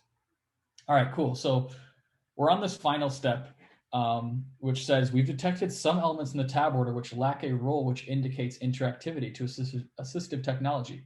Please select the purpose of each of the following elements. So now it's actually listed out all the pencil icons that are supposed to be buttons. But as someone pointed out wisely, we were using a div instead, which is a big no-no. In fact, did I really do that? That was a div class button, wasn't it? Oh, div class recipe card edit. That's hilarious. So now it's actually having me identify which of these elements are interactive or a scrollable region. If you're curious why we ask that, scrollable regions need to be scrollable with keyboard-only users too. So you need to make sure those are focusable so they can use their up and down arrows to scroll that content. Something like a good example would be a code block that has some scroll on it. You want to make sure that is marked up with tab index, but it's not necessarily an interactive element. So we wouldn't have found an interactive role on it. So we have 3 options here. Either it's the element is interactive, the element is a scrollable region, or the element is neither interactive nor scrollable. In this case, yeah, it's supposed to be interactive. So I'm going to leave all the element is interactive radios checked. And I'm going to hit next. Cool. Look at that. So we have some awesome issues found here. We have this tool automatically detected that focus indication was missing on these pencil icons. So yeah, those pencil icons were a culprit of several issues here. So they're lacking a visual focus indicator, which is really bad. Keyboard users will have no idea where they are if you just suppress outlines. Definitely never want to do that. And I've definitely met tons of designers who say, yeah, just add a global style that says outline 0 because they don't like when the browser focus shows up when a mouse user clicks it. But that's really bad practice. So this tool is able to catch those issues. But that same element has an issue that's associated with the role missing. So it says this element's role is missing or not appropriate for the element's function.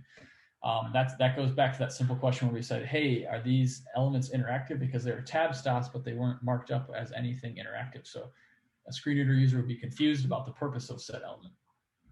So again, we got basically one of each of those issue types per recipe, which is great. But let's try to fix those. So I'm gonna hit finish, save these results in case you need to refer to them later. But just like we did with the page info tool, let's break and see if anyone can solve these two issues and get the keyboard tool to run clean with 0 issues. So we got to fix the focus indicator. We got to fix the role. And then, if you're confused as to what the role should be here, let's refer back to this wireframe that we went over yesterday. The pencil icon, since it evokes a modal, should be a button. That'll tell screen reader users that, hey, when you click this, something's going to happen. It's not going to take you somewhere like a link would. Something is going to happen on the page. And maybe if you added ARIA has pop-up, they might actually get an idea of what that specific action will do. So let's take a few minutes. Let's do 5 for this one because it's a little more complicated to fix the focus indicator and to fix the element to be a button. Again, you could use role button, but please just use semantic HTML so you don't have to do silly things like I did, like adding tab index to an arbitrary div, which is a big no-no. So you should be able to actually reduce the amount of code here by changing it to a button. I'll give us a few minutes. We'll come back at 20 after.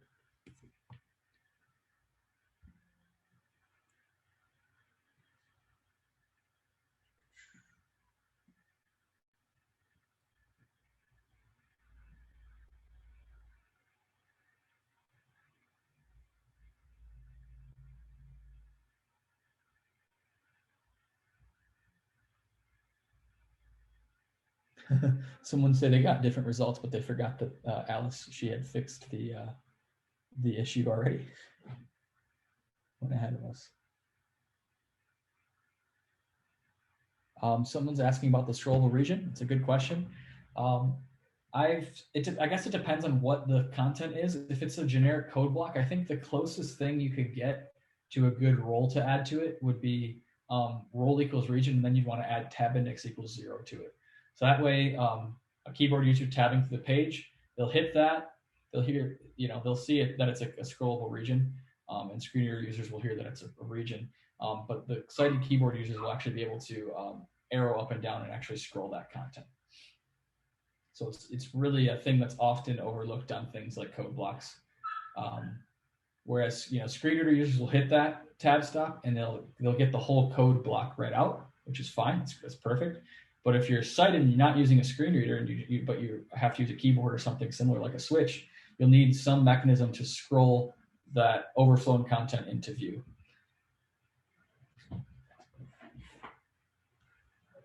Yeah, we got some comments about past experiences with suppressing visible focus indication. I feel your pain. Yeah, so Joe is asking, my issues are only showing 2 elements missing. Did you do a scoped test, Joe, potentially? Because if you scoped your test to just one card, then obviously it's going to test only that particular card, which is... No, I did the full page, and it just said the first and the third were missing. Interesting. Focus, which is weird. That is weird. It's probably a little defect we have in the code base. We'll take note of that. Yeah, it's highlighting. Did it at least find both the issue types? It did find, yeah, and I fixed the button one, and now it's just saying that just the chocolate cake and the filet mignon out of focus indicator, which is lies.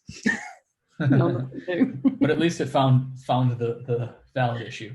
Well, that's and it. Since we're all componentized here, so you should be able to fix it in one spot and have it like the rest of the cards, hopefully. Yeah, absolutely. Just thought it was worth calling out.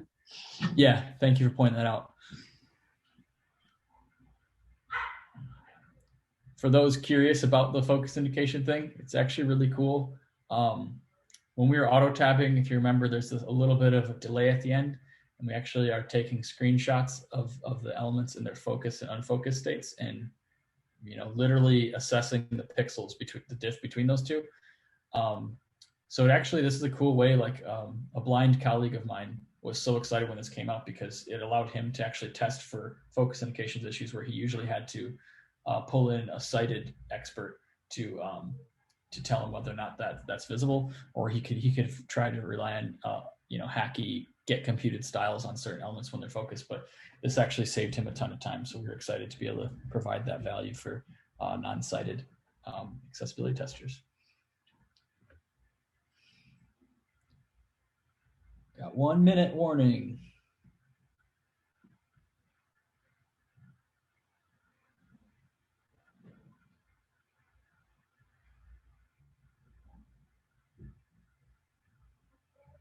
We have a couple questions. Is it possible to disable screen reader for images that contain possibly text that cannot be read because it's handwritten?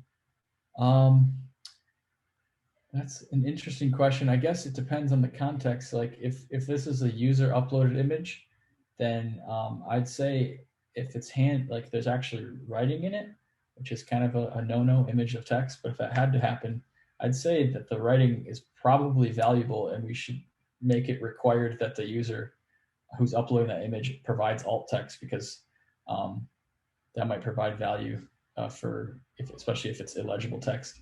But I guess it would depend on what that image is and what purpose it's serving. I'm not sure. Is there a Google penalty for disabling screen reader? Do you mean on images?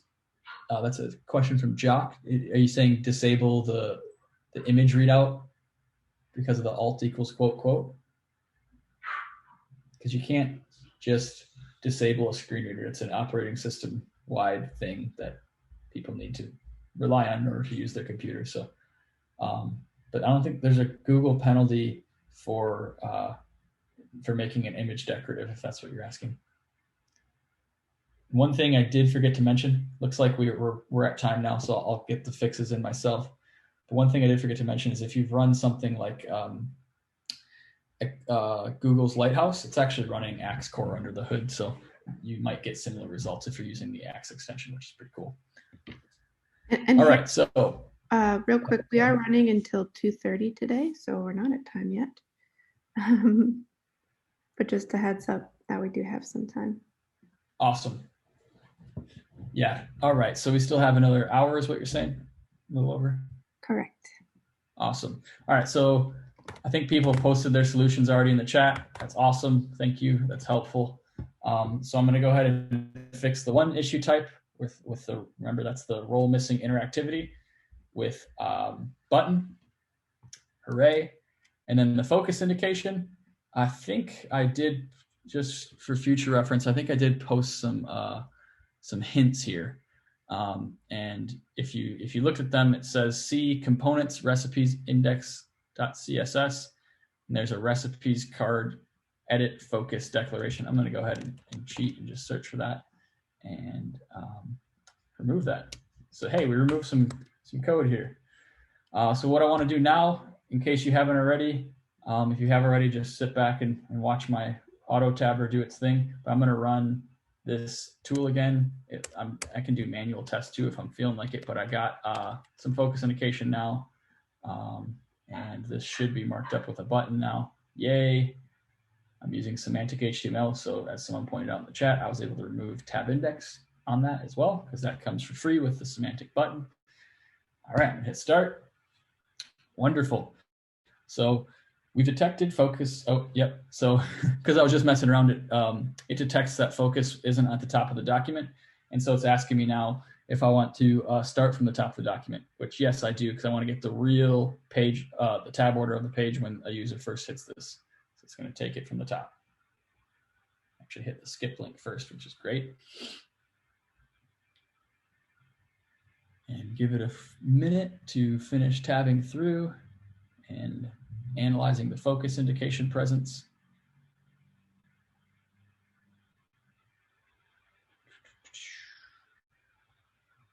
Alrighty. All right, it's done. It says 18 tab stops recorded. Great. It still has the same count that we had before. That's a good sign.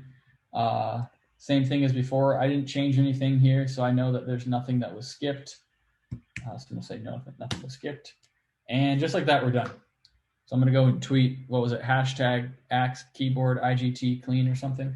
But no, now we're actually, we're cooking, and we have some of our keyboard issues resolved.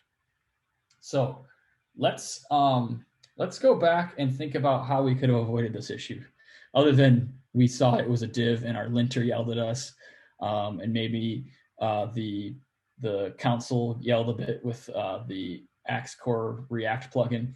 But let's actually add some sustainability here. Let's prevent this div problem from popping up. So what I want us to do now real quick is to write a unit test for asserting that this is an actual button, so we don't run into this again. So if you wanted to really put it to the test, you could revert this change and see that test fail, and then change it back to a button, and hopefully it'll pass. So let's take 3 more minutes real quick to write a new unit test for this fix that we just made. So that will be, again, in source, components, recipes, index.test.js. And I can do, get you started with a, we'll do test. It should, let's say the, what is this, the edit? The edit control is marked up as a semantic button. So now what I want everyone to do who's following along in your editor is to write some stuff here. Write some code that will actually prove that we are using a button, and it will yell at us if we ever change it back to a div in the future on accident. So there's a little helper here to get the default props for the required props for the recipes component. So what I've done is const props equals, just call this get props function. Like I said, all it does is set you up with some of our default prop values, and then mount the recipes with those props. And from here is where we want to do prove that the edit control is a semantic HTML button element. All right, let's go. We'll come back just before 30 after.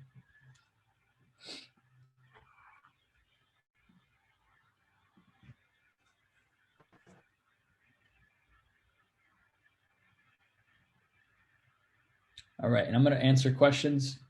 I hope this doesn't distract you while you're coding here. We have a recent question about skip links, where the recommendation on DOM placement is. First element after body tag or after the logo, but before the navigation. I would say the first element usually is the best place to put it, the first child of the body.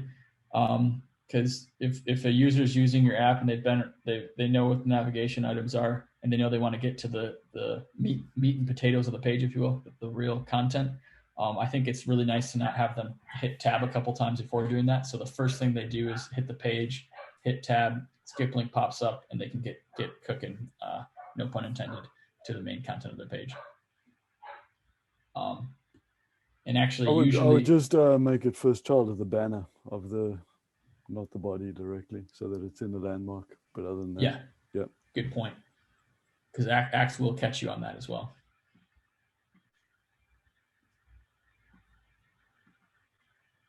I put it in nav. It's like, so just there was a question or comment about not being able to find the rule in Axe Core. The intelligent guided tests actually build on top of Axe Core, so the logic that's in these intelligent guided tests is not part of our open source Axe Core rules. It builds on top of them, so you won't find some of these issues. You won't find them in the Axe Core source code. They are built on top of it. but we have very, very similar content. It's not in GitHub or anything, but when you click on that more info link that I showed earlier, similar content that you might get out of rule descriptions.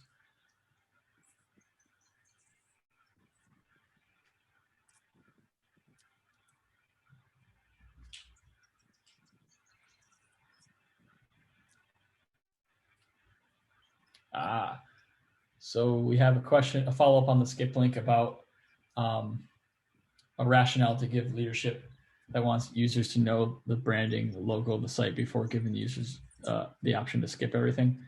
I would just say that, you know, a user's not going to necessarily skip to main content right away before they know what app they're on. And they'll probably have, if they're activating the skip link, they will have already interacted with the branding, logo, and nav.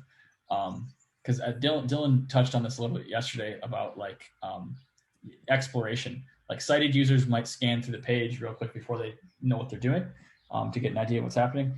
Non-sighted AT users do the same exact thing. They're gonna maybe bring up a list of all the links like Dylan talked about, or they might tab around and see what's going on, or take a look at the landmarks on the page. So I would just tell the leadership that these users who are using the skip link it's for their own efficiency, because they'll have already heard the branding and logo probably in the document title to begin with, and they probably already hit those nav items the last time they're on one of these pages. So it's usually for subsequent navigations to make it quicker and easier for them to get to the content.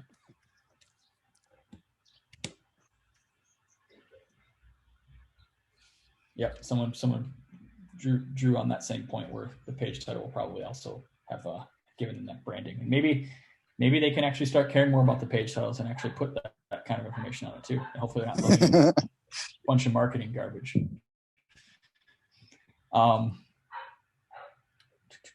Would you recommend combining accessibility unit tests with Axe Core tests? Oh, where'd it go? Some things like semantic button roll would be reported by Axe Core and failure test. Yes, I highly recommend getting Axe Core running. A cool trick that I recommend if you do have Axe running in your unit test environment is most frameworks that I've ever used for testing will have a hook to run some code after each of the tests. That's a perfect time to run Axe Core. Just as a, you know, it's a one-liner you could write, and it'll actually test Axe in all the various states that your unit tests are putting your component into, because you're likely doing that, right? Like in your unit test for modal, you might be popping the modal open and, you know, making some assertions about what was focused when it was first opened, for example. That would be a great time to also run Axe. And so, yeah, after each plus Axe Core equals a great way to cover all your bases of what's automatable. All right, so we're at 30 after. Let's get back into it. Hopefully some of you wrote a unit test to cover that. I'm gonna do that real quick too. So we're going to fix the edit button here. So let's do a side-by-side view.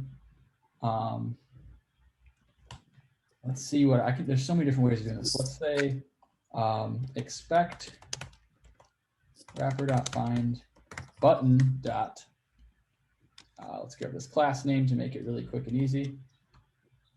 Dot exists to be true. Sidebar. So I mounted my recipes component, and we want to prove that the edit control is a semantic button element. So let's see what happens there. I might have to tweak it a bit because of the number of buttons it will find. Let's see what happens.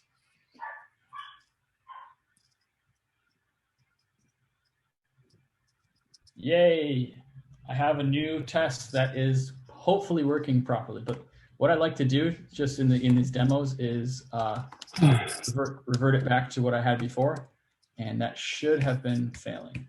So that's a great way to keep yourself in check, that you're not writing tests that aren't really proving what they're doing. Yep, so sure enough, the edit control is marked up as a semantic button, fails because I undid that change, move it back, and we know it passes. So great way to make sure that your unit test is actually proving that something works. If it passed in both cases, then you probably need to tweak your logic.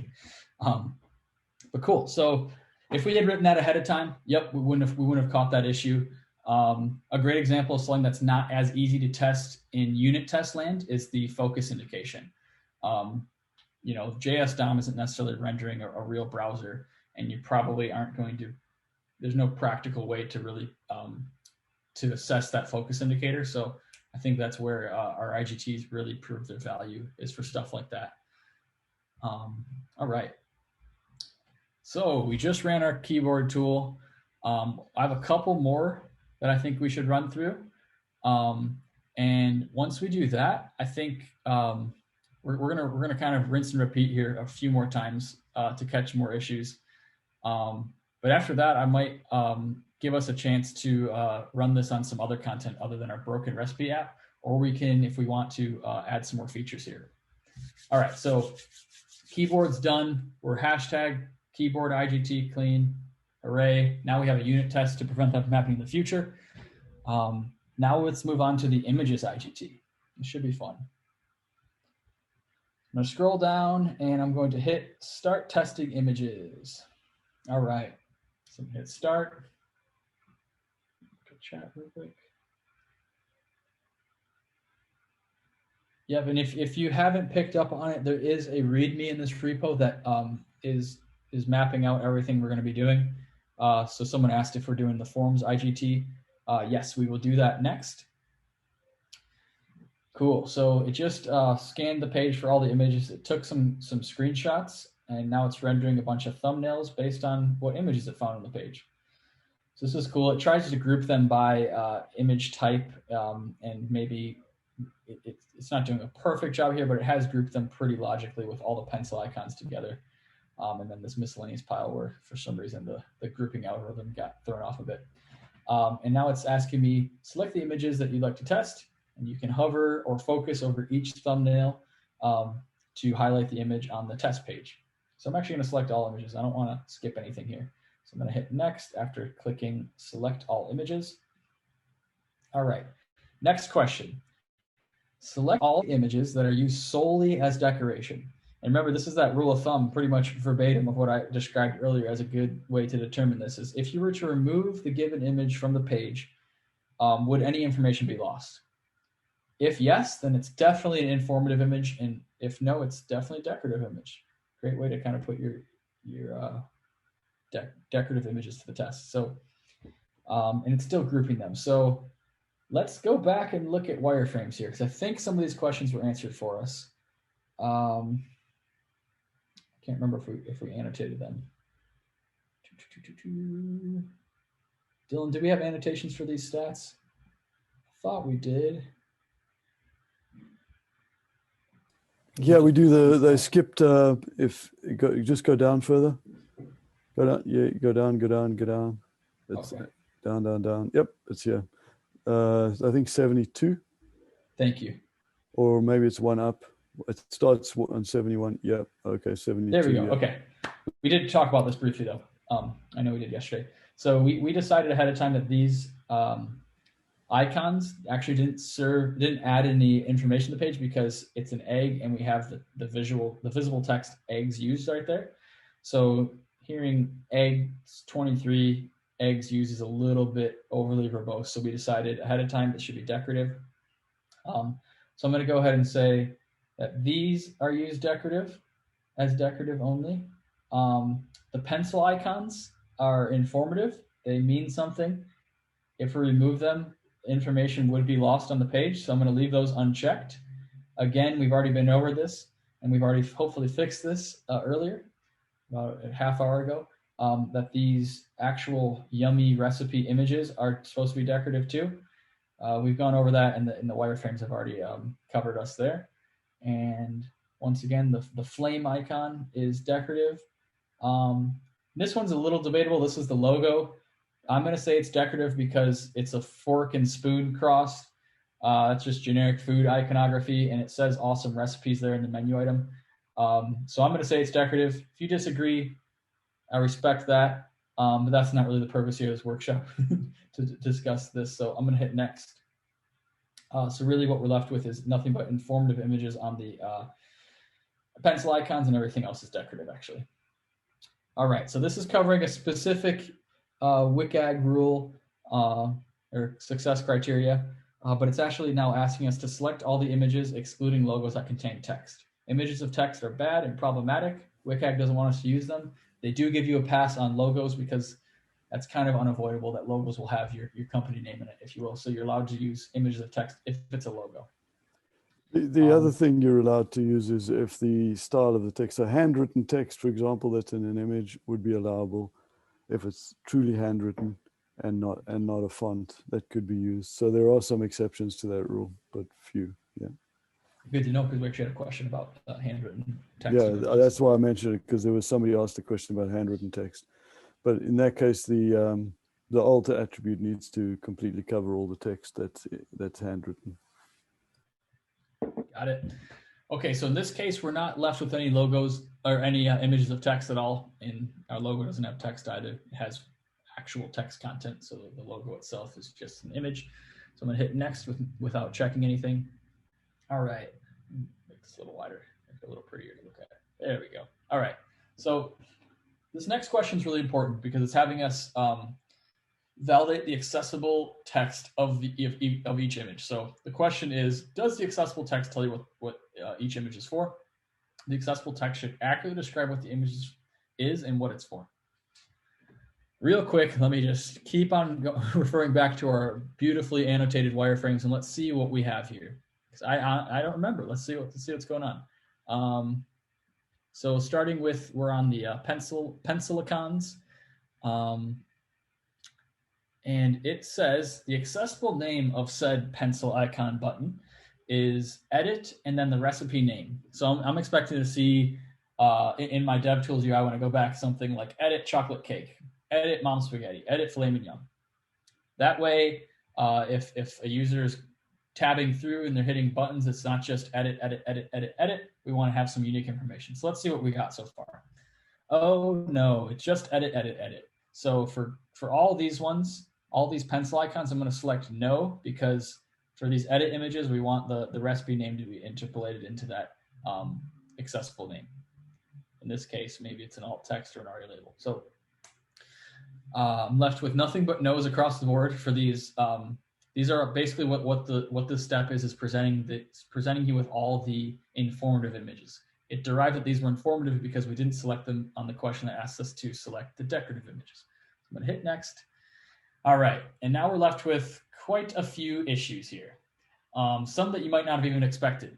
So first issue right here, we have the egg icon that we said, remember we said that was decorative because the wireframes told us so.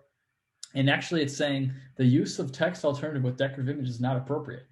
And if you're curious why that's happening, you can find out that in the source code, we have an image that has an alt value of decorative icon. So the person implementing this didn't quite understand how to do that accessibly. That's another example of maybe the ticket that the developer is picking up should have that information. They might not know what marking an image as decorative entails. So it's always good to provide that information. Because this developer, in this case it was me, decided that because I saw it said decorative on the wireframe, I was going to set an alt attribute value of decorative icon.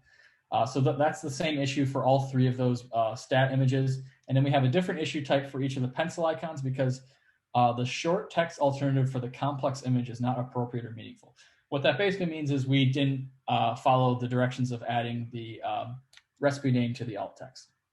So same thing goes for all of them. Let's just hit finish. Wonderful. Now we have some images tool issues. Someone was asking earlier about rule info. I just want to reiterate that I can click on the total issues found in this guided test run and click on more info. And we do have some nice information breakdown of this issue again. So if you're curious, you want to dive deeper. Could you just go back to that quick, Harris? Just want to point something out there. If you look at the URL at the top, you'll see there's an issue ID of alt-text-decorative-inappropriate. You won't find that rule in Axe Core, and this is where I was talking about. These intelligent guided test logic is built on top of Axe Core, and so these are additional things that you can find that are outside of the scope of Axe Core, which really focuses on the things that are completely automatable. That's the difference between what the intelligent guided tests do and what Axe Core does. So hopefully that helps clarify that a little bit. Perfect, thank you. So we found several issues with our images tool that we didn't find with Axe and that we didn't find with unit tests. So let's see if we can change that. Let's go ahead and take this one. Might be let's give ourselves 5 or 6 minutes to like follow along in the README. We're going to write a unit test for the stats images not being marked up as presentational or as decorative as we've been referring to it. And again, we want to do alt equals quote quote and or role equals presentation to make that marked as decorative. So let's write a unit test. Let's fix that in the code base, of course. You can fix it, run the images tool yourself again, make sure all the issues are squared away, and then like I keep saying, sustainability, let's write a unit test for these two specific issues. And that way we could have caught this before we even ran the IGT. So one new unit test for decorative stat icons, and then one new unit test for making those pencil icons edit with, remember, let's interpolate that, recipe name. So for example, we want to make sure that this pencil button thing has an accessible name of edit and then chocolate cake. And the second one we want to edit and mom spaghetti. So I'm not going to do any more hand holding. There is a hint in the README of the repo here under the images IGT of how to fix the decorative images. But again, I'm gonna end up fixing these at the end of the 5 minutes, and you can see how I might fix that problem or those two problems. So break, good luck, happy IGTing.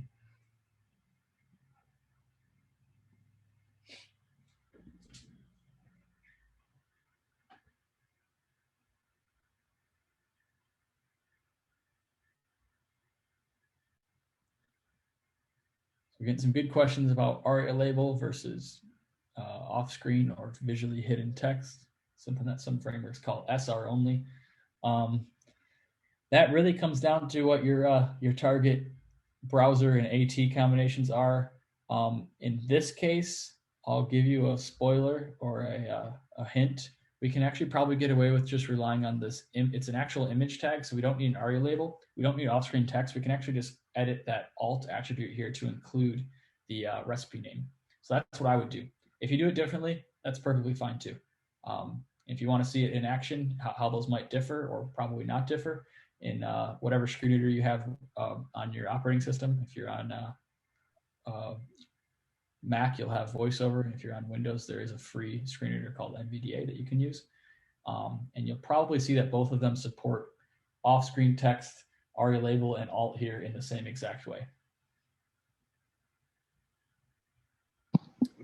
Just as a curiosity, is ARIA label somehow not good enough for all the screen readers, or is this something I'm missing? To follow the first rule of ARIA, the first rule of ARIA is to not use ARIA. Kind of like we keep saying, don't use roles when you could use semantic HTML. That's why I would probably go with the alt approach here. Yeah, there might be some really old screen readers that some users might be relying on who don't support ARIA as well as others.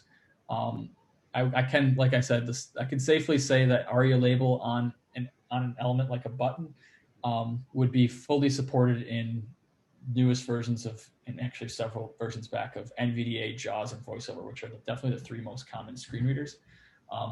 But just to be safe, to add support for older legacy screen readers, I would say avoid ARIA label when you can. When you have great means of adding an accessible name to a control that has an image in it, you can just use alt. Good question. Okay, I'm asking this because instead of images, we're actually using React SVG components, which are actually SVG stripped down, and we don't have any type of alternative text for those SVGs for the icon system, I mean. So we can use ARIA label here for that, certainly. Yeah, there's a bug. There's a bug in 4.2 of X that'll be fixed soon. Oh, right. Okay. Where we broke some of the support for ARIA label. So yeah, we apologize for that. We'll fix that hopefully this week already. Thank you for your answer. Someone asked about the wireframes. I did dig up this link from yesterday. That is the exercises. They're not annotated, but if you needed a refresher, you can click that link that I just posted in chat. Yeah, the annotated ones will be shared when we share the presentation. We'll share that, I think, right, Laura? If you want, I can leave this up as you. Yeah, we'll be sharing the slides after we remediate them in our follow-up email. So. Sweet. Let's give it a couple more minutes to get us rerunning IGT image tool, hopefully clean there, and hopefully you got a unit test for it here in a minute.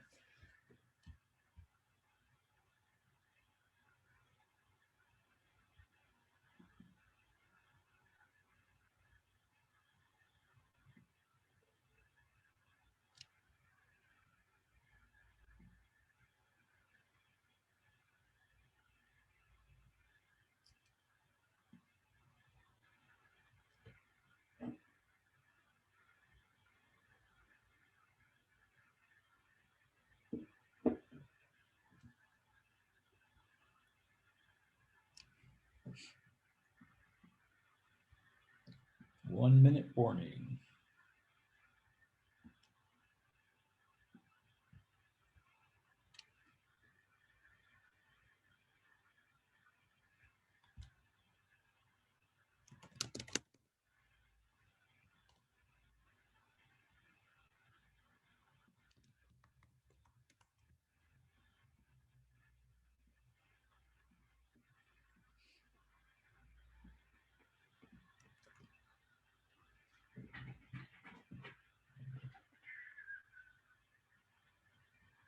All right, let's come back and hopefully you fix these issues. If not, I'm gonna walk you through it right now. So in source components stats index.js, we have this stat value div with an image in it, and the alt is decorative icon, which we determined was bad because the IGT told us to identify the decorative images, and the annotations told us that this should be a decorative image. And now we know, we're learning about accessibility as we're testing, that we should add alt equals quote quote here. So I'm going to do that, hit save. And then there was one other issue. We wanted to make the pencil icons edit image have a more descriptive alternative text. So I believe that's in source components recipes. Yeah, here we go. So an easy way we can accomplish this, again, the desired outcome is to have that recipe name in the alternative text to make that button accessible name unique and not repetitive. So it's going to be edit followed by the recipe name, which in this case we have a data object of each recipe, and it has a name property. And here we can actually see I've set alt equals edit, and then I interpolate recipe.name. For those who are unfamiliar with fancy new JavaScript techniques, this is back in the day you would have done edit plus recipe.name. But now with string interpolation, we could do it a little bit shorthand. So I've fixed those two issues. Before I write a unit test, let's actually run axe DevTools and get a clean run just to make sure I've addressed everything. All right, I'm going to clear my previous results. If you don't want to clear your previous results, you can just keep creating new tests by going start new scan, scanning, and then running the guide on that new test. Or for future reference, if you want to track your progress, you could just keep exporting your guide runs issues and then clearing them and then running them again. I heard through the grapevine that there might be some new features in the future that will let you run a tool multiple times without clearing the previous run's results. So let's get started. Testing images. Run this again. I did hit save here, right? Yes. Beautiful. All right, just took all my screenshots. Again, I want to test them all. I want to make sure I didn't skip anything here. We're going to select all the images that are used solely as decoration. All of group one's images are decorative. Which image is this? That's decorative. All of these are decorative. And all of these are decorative. So again, we're left with nothing but informative images for the 8 pencil icons and decorative images for everything else. So next. And now it's again asking me if any of these contain text. We know already that they don't. I'm going to hit next. All right, here we go. We're on to the fun question again. So does the accessible text tell you what the image is for? We've already been over this. Now we're going to look and see if we actually have properly added the recipe name into the alternative text. So we have name equals edit chocolate cake, edit mom spaghetti, edit filet mignon, I'm getting really hungry, edit mega burger, edit grilled cheese, edit lemon squares, edit kale salad, and edit trail mix. Whew. So I'm gonna leave all those checked, and it looks like we're good, we're cooking. And in 1 minute, I've found that I have 0 image issues left, and I'm gonna hit finish. I'm gonna go tweet about how Ask Image Tool clean I am.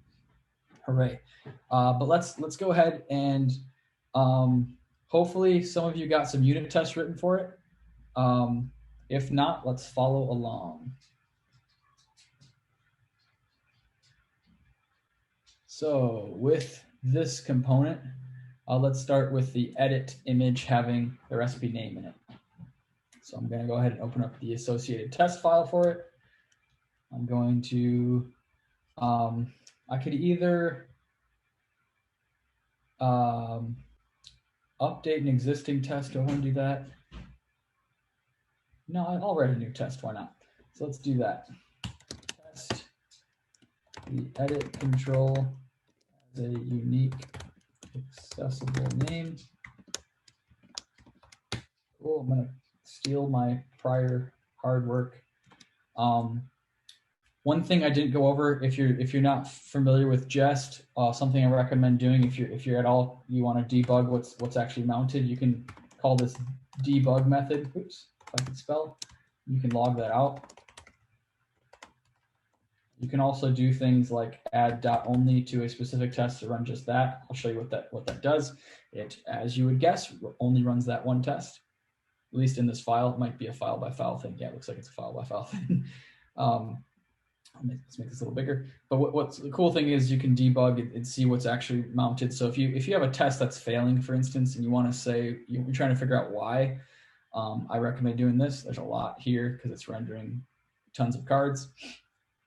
So let's actually write a new assertion here. So we want to again find the recipe edit button, and we're going to find that image actually inside of it and make some assertions about the alt text. So actually what I'm going to do is I'm going to get a little clever here. Maybe not that clever, I'm giving myself too credit. I'm going to actually grab this data and rely on this name, and I'm actually going to make some real live assertions on the specific alt text. Not that, you could be lazy and assert that they're unique like I did before. Let's be less lazy this time and actually write a really, really solid unit test here. So I'm going to actually take the data that we're passing again as the recipe prop. I'm going to iterate over each recipe.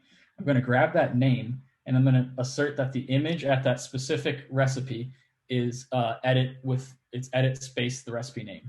So a number of ways of doing that, like everything, I'm going to keep saying that, but let's actually do this. So I'm going to go recipes.for each. I think all I care about is the name. And now I have the name, so chocolate cake in this case. I'm going to say, actually, I'm going to do this. I'm going to find all the edit images first. So const edit images equals wrapper.find. Give me all of the edit, recipe card edit images. And now we're going to have an array of edit images, and we have our array of recipes. So now let's see if they match up. So I'm going to expect to find, expect edit images.at I. So that's saying, grab me the edit image at this given recipe index.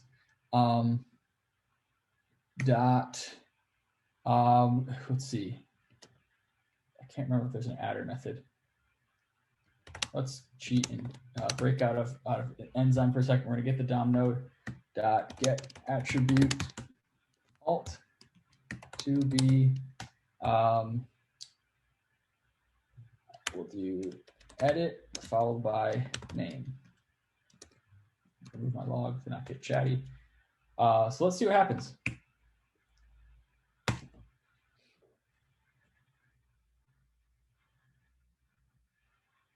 Yay, we passed.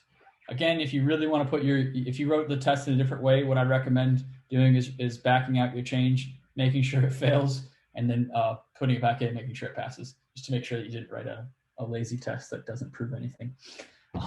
So now we've got a way to prevent this from happening. If someone else on your team comes in here and messes around with this, maybe they componentize the image and they forget to add something more than edit, your unit test should fail. Hopefully you got that running in CI, and hopefully it prevents that person from getting their code merged in with an accessibility violation. Woo! All right. So we're still good on time, right, Laura? We got a half hour left. That's correct. My audio is messed up. Okay. We're gonna run one more IGT. If we have time, we can run more. But I want to touch down on this last one because someone actually asked about it, and we did plan on running it. So this next one is going to be the forms IGT. As it's named, you're going to test a form. Maybe it should be called the form IGT. But we're going to remember when we were starting IGTs in that little waiting room, it says get your page in the right state. We want to test the state of the page that has the cook form open. So what that means is before I start testing, I want to hit cook chocolate cake, or you can choose any of them. Actually, it doesn't really matter. Again, this is componentized, so you don't really have to worry about making one-off changes. You can fix your accessibility issues in one spot, and it should propagate to the rest. So we're going to open this up first, and then we're going to run the forms tool. And as you could guess, we're probably going to find some issues. And as you could predict, I'm going to make you write unit tests for them to prevent them from happening again. And then we're going to run the IGT again. And hopefully we're #AxCleanFormsIGT. All right. So, and if you read ahead, you might even be able to predict what issues we're going to find. So let's go ahead and do that. I've got my form open. I chose this one because it's going to be a lot quicker to test than this form. If you want to, feel free to test this form too with the forms tool. It's definitely going to find some. Hopefully it doesn't find anything, but it could find something.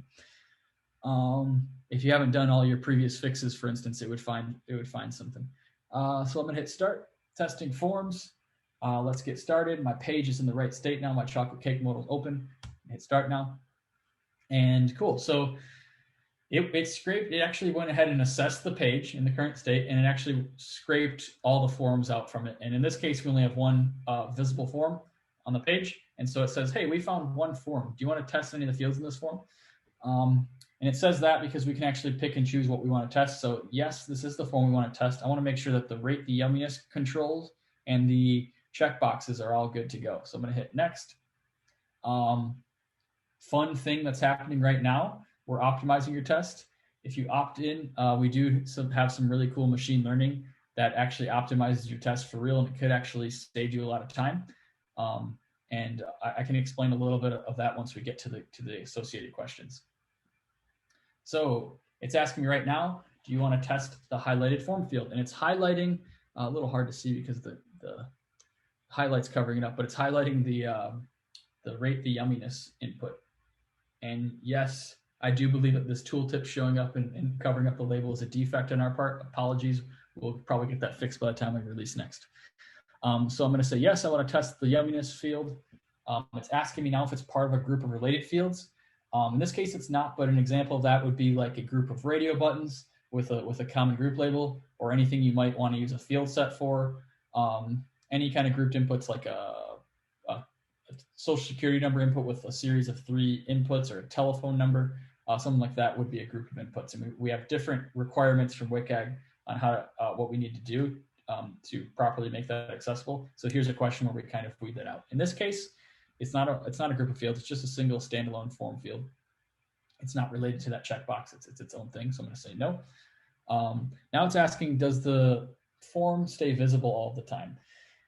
Sorry, does the label stay visible all the time? And what that's getting at is, I know some of us have seen the terrible practice of instead of having a visible label, a designer might want to implement that as a placeholder that disappears when it has a value, when you start typing into it. That's bad because if there's autocomplete turned on, someone's browser might fill that in, and the user in the initial state of the form won't even know what the purpose of that field is. There's no visible label. Users with cognitive issues will want to have that as a safety net to know what form field they're filling out while they're filling it out. So it's always good to keep your form labels visible at all times. In this case, again, sorry for the defect. We have a, let's see if if I zoom, it will help. No, it won't help at all. We have a visible label of rate the yumminess, and that does not disappear when I start typing in it. So I'm going to say, yes, it stays visible all the time. Does the visible label accurately describe the purpose of the form field? It is rate the yumminess. If you're worried about it, sorry for the tooltip problem. We can actually look that we have a label here of rate the yumminess. It's not in the label actually. And so as far as I'm concerned, the visible label text does accurately describe the purpose of the field. So I'm going to say yes, because rate the yumminess is what I want. And it says 0 through 50, if I recall. Now it's asking if there are asterisks or text content that says this field is required. In this case, no, there's actually nothing. It just says rate the yumminess. Now it's having me leave the highlighted form field, this rate the yumminess input, empty, and then submit the form. And it's asking me it does an error show. So I think originally it was 50, so I'm going to clear that value and submit the form. All right, does an error show? Yes, some really generic error text just popped up that says error, exclamation point. Not very useful, but an error message nonetheless. So yes, an error shows up on the form. I'm gonna hit next. Is it clear that this error on the form is for the highlighted field? Kind of, is it associated with it, or is it just a generic error at the top of the form and you have no idea which fields are erroneous?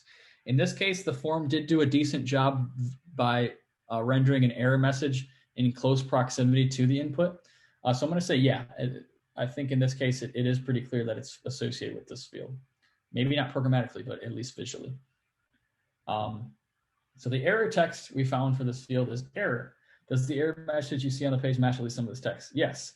So under the hood, we went ahead and scraped the ARIA described by attribute values on the input, and then calculated the text of each ID in that token list and rendered it here. So it did actually successfully find the text error. And so yes, the error message does match at least some of this text. Now it's having me enter bad data. So let's think about what that means. Bad data for this, it says enter a value of 0 through 50. So what if I entered -5? How about that? Let's see what happens. Okay, so there's still an error. Does the field have an error with bad value or with bad data? Yes. Once again, the error message is in fact error. It's not really clear what I have to do to fix it, but at least it says error. I'm going to say yes. All right, here we go. Now we're going to actually figure out if this is a good error message. So it's saying, look at the error and any instructions that go along with the field. Do you understand what you need to do to fill out this field correctly? No, I honestly don't. It just says error. I wish it would tell me what I did wrong, because clearly I didn't interpret the label text properly and I don't know what to do. I'm going to say no. I don't know how to fill this out properly. You got to tell me. All right, so we're done with that first input. Now we're on to the I caused a grease fire making this checkbox. Let's test that real quick. Is it part of a group? It is not. Does it have a visible label? Yeah, it does.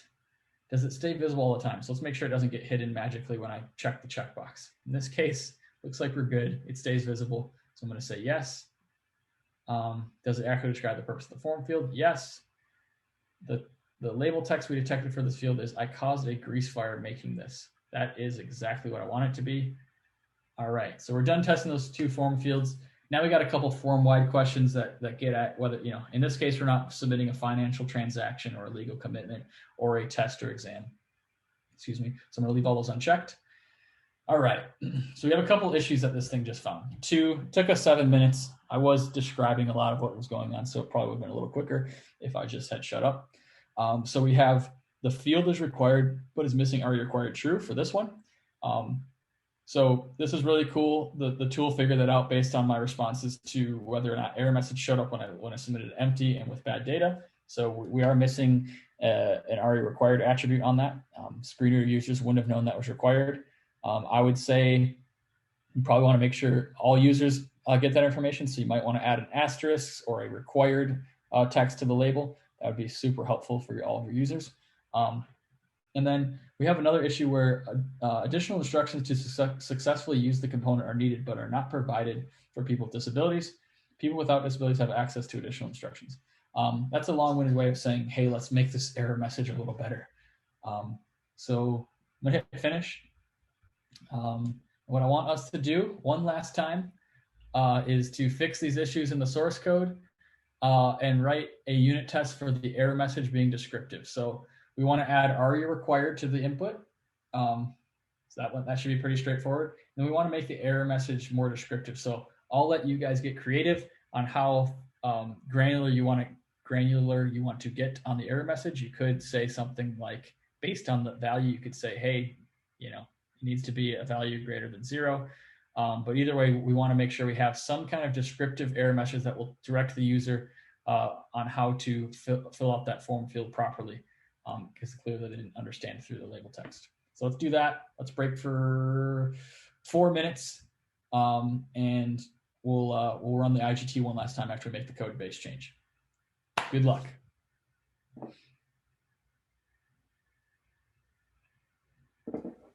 So question, can we get the final code version for the correct version of the recipe app?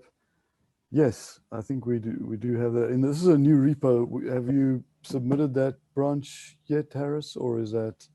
It's in the other repo, so we can send out a link to the fixed repo, branch on yeah. that one. Yep, we can send you that. We also have a deployed Netlify fixed version of the app too.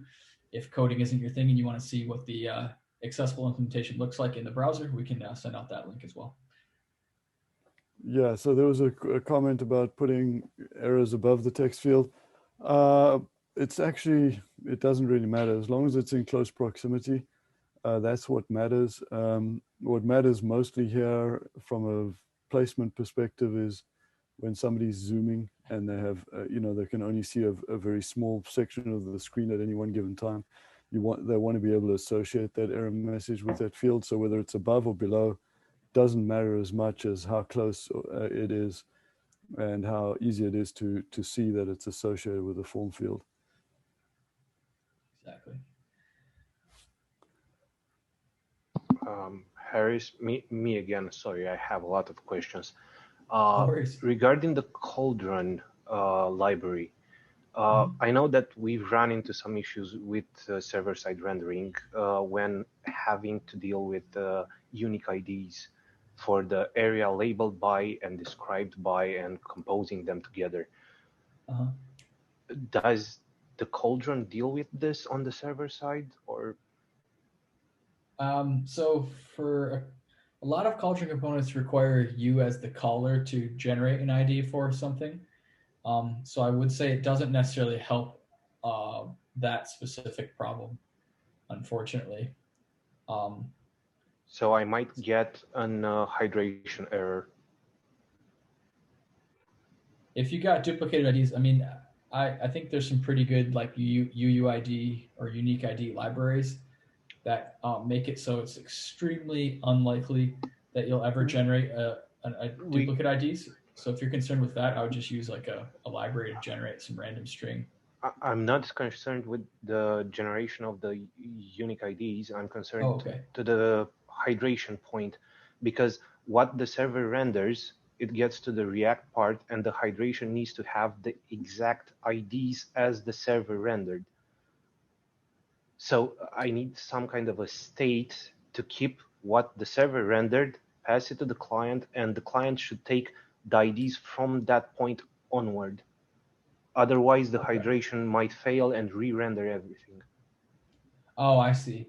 Yeah, I don't think Cauldron's going to solve that problem at all. I will say we have a team using Cauldron that does have a server rendered app. So it at least works. Sorry to interrupt. Your robot voice is back. All right, give me a second. Okay, thanks. Be right back. Yeah, just to talk about the zoom. The WCAG requires a zoom of 200% without loss of content or functionality.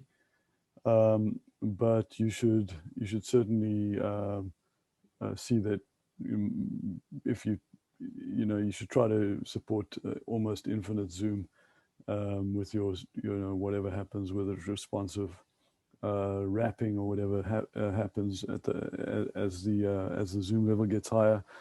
Most of the time these days, it's not really necessary for most layouts, it's not really necessary to have a maximum zoom.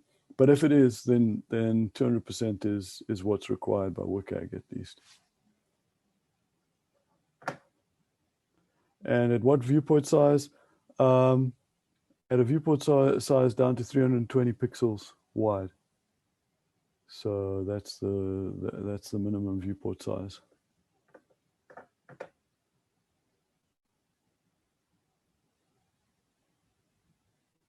And I think it's 256 pixels high.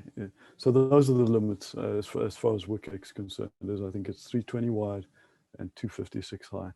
But it's check up on that. It is in the WCAG spec. They are saying it, and they're right. For 2.1, it was updated at 400%. Oh, is that 2.1 400%? Yep. The rest, you get everything else right. Damn. Something wrong. That's okay. Cool. Thanks. And that new Thanks, spec is tricky. Yeah, there's a lot of new stuff in there that came down from AAA. All right. I hopefully am not a robot anymore. You sound good. Someone want to give me the what is it, the Turing test to make sure I am a human? Okay. So hopefully that was enough time to fix your already required issues. Let me quickly do that as well, so I can catch up with everyone else. Don't want to be left behind. What was that? Recipe item, modal item index. No, edit. No, it was in recipe modal, sorry.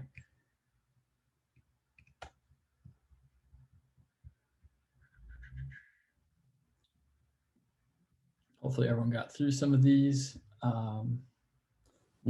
Yeah, so let me just come back to that 400%. That's actually not 100% true. What that WCAG 2.1, that's 1.4.10 reflow is saying is that at 320 pixels wide, 256 pixels height, you shouldn't have to scroll in two dimensions. You should only have to scroll along one dimension.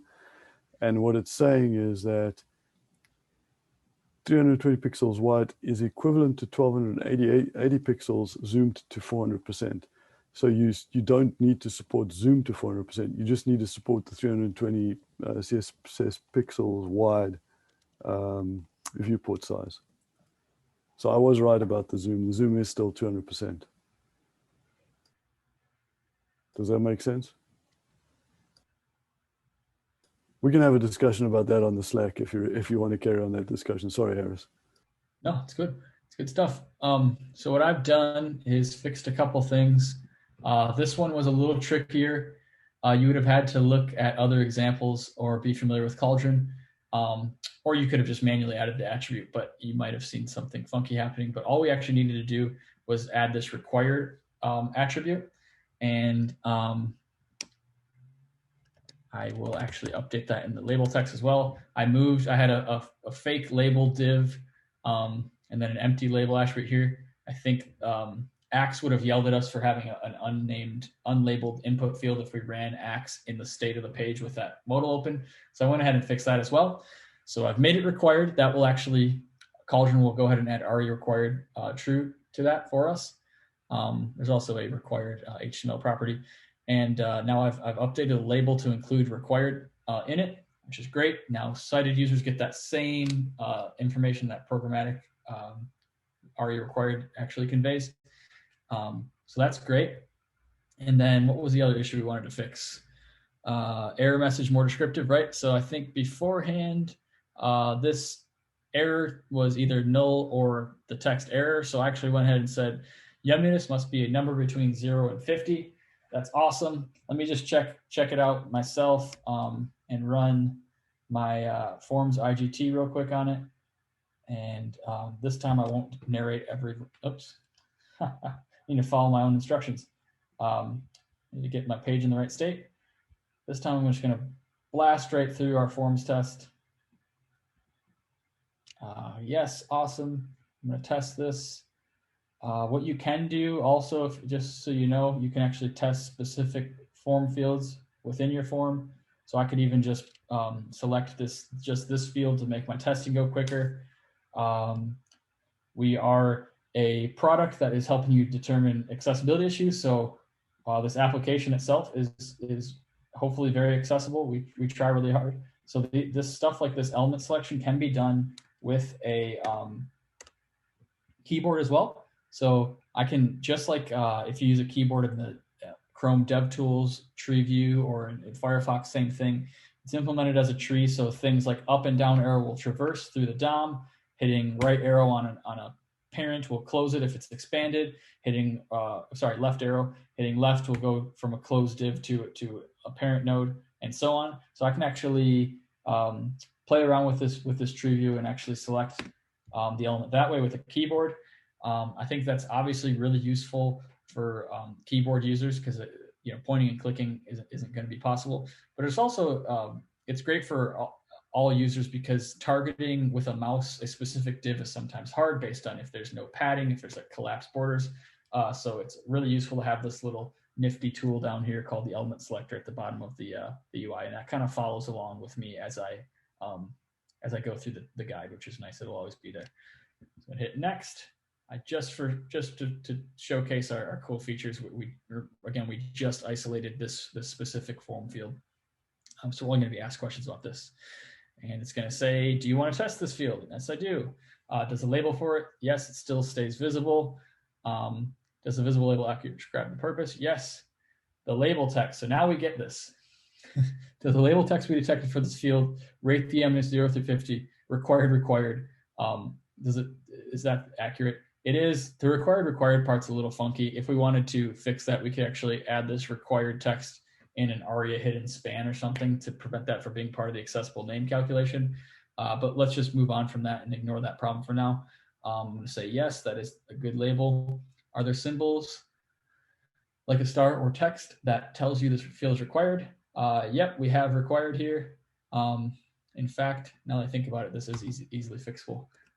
The text field component actually gives us that for free. I'm going to restart this real quick. So the required issue should be resolved, actually. So let me do that real quick. Run it again. Yes, I want to test this form. Found the two fields. Yes, I want to test this field. No, it's not part of a group of related fields. Stays visible all the time. Yes, it accurately describes the purpose. All right, here we go. Now we don't have double required. Cauldron has our back there. I forgot. So it says rate the yumminess 0 through 50 required. Yes, that's great. I love that label text. It now tells me that it's required programmatically and in the visible label. So I'm going to say yes. I'm going to enter bad data. Let's try 55 because it's above 50, and then submit the form. All right, the error message did pop up this time. It says yumminess, but must be a number between 0 and 50. Field have an error. Yes, it does. And the instructions tell me everything I need to know to fill out this field correctly. So I need to decrement it down to 50. Do you understand how to fill out this field? Yes.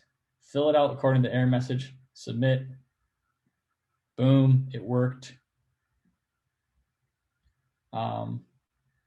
So yes, it's gone. I think I opened up the wrong modal. No, I don't want to test the second field. And now we're done. We're clean. So we have the unit test task that I still haven't done. There's probably a number of ways that we could have done this, like everything else. But what I would do is take this recipe modal component and put it in a state in which, where are the prop types here? Edit is false, and we'll then take a look at that form field and maybe check its attribute of ARIA required to make sure we have that there. So I can quickly try to do that. Let's see what I can come up with.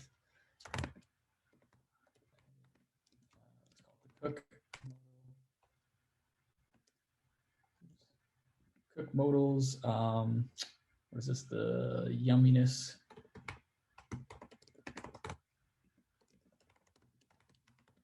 It's programmatically required. All right, so I'm going to grab my default props. The default props up here are edit is true by default. Let's go ahead and override that. So after we spread those default props, we're going to say edit equals false. And given that, we should actually be in this branch of the switch statement. So we're saying if it's edit, we want to add some controls. But here we want to recipe modal global div. We want to ensure that this field is marked as required. All right, so we want to target this maybe with input type number we could do. It's probably the only text field visible. So you can actually query using Enzyme using the display name of a component. So maybe I can do that. So let's say const field equals modal.find text field. Now let's say expect field dot get dom node dot get attribute aria required to be true. Let's see what happens there.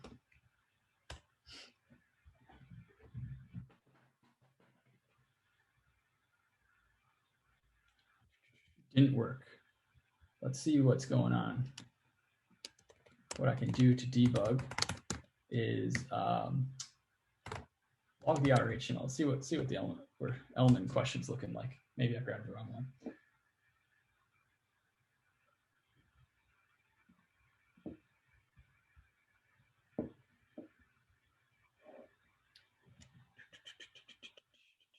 Right, sorry, I queried for the wrong thing. I could query select the input in here, or I could just check the props on it. So let me just make it easier on myself. Let's do this. Oops.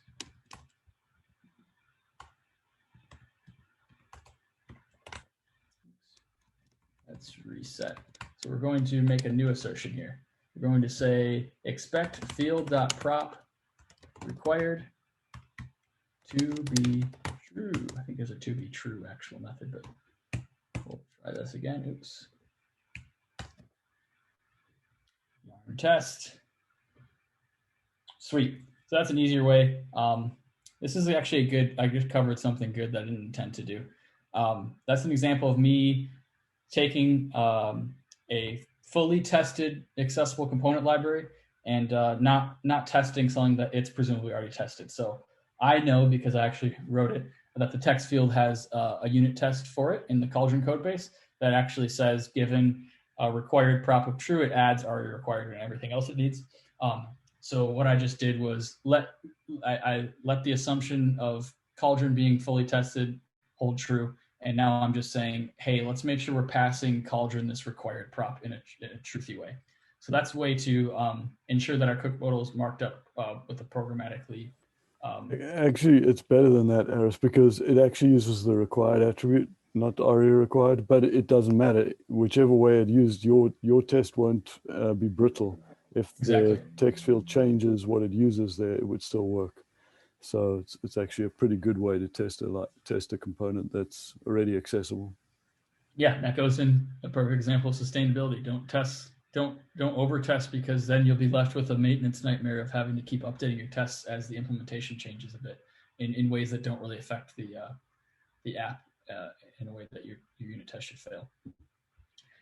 So we have only 3 minutes. Man, I was hoping we'd have more time. So we just got forms tool clean. We just got some sustainability added to our code base with a bunch of new unit tests.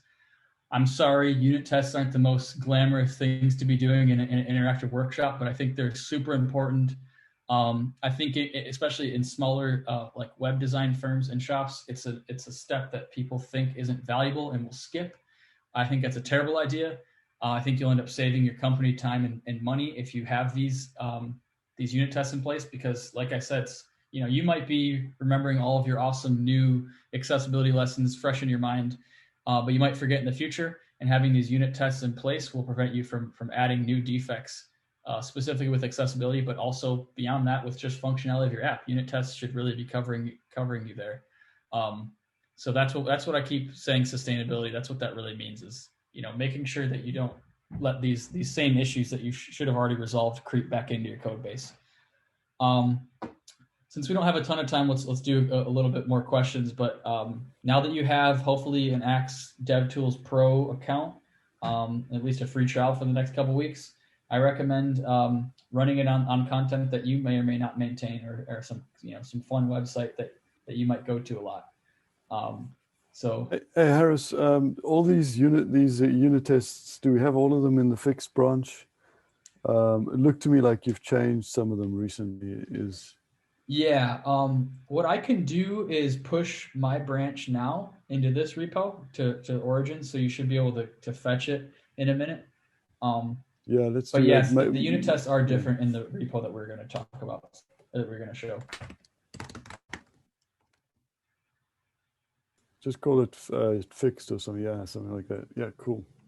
I'll call it fixed. All right, push.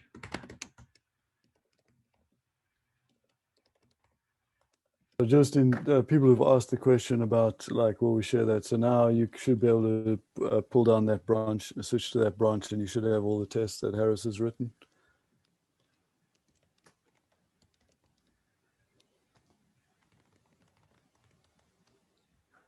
All right. So in the fixed branch in this repo, you should be able to check that branch out, and you should be able to run those unit tests and see them working. And if you wanted to see the fixed version of the app, you should just be able to run yarn start just like you did locally, and see some of these fixes in action. Run Axe on them if you want. Maybe. Yeah, let me just reiterate one of the things. What you've seen here is you've really seen Harris use the Axe Pro intelligent guided testing during the development process, and then encode any of the changes that he needs to make into unit tests, so that intelligent guided testing doesn't have to be redone unless the code changes, right? So what that allows you to do is have confidence that your accessibility is not going to break, even if changes are made to other parts of the application. So you don't need to redo a lot of your manual testing over and over and over again. So it allows you to have confidence that your accessibility is going to be maintained.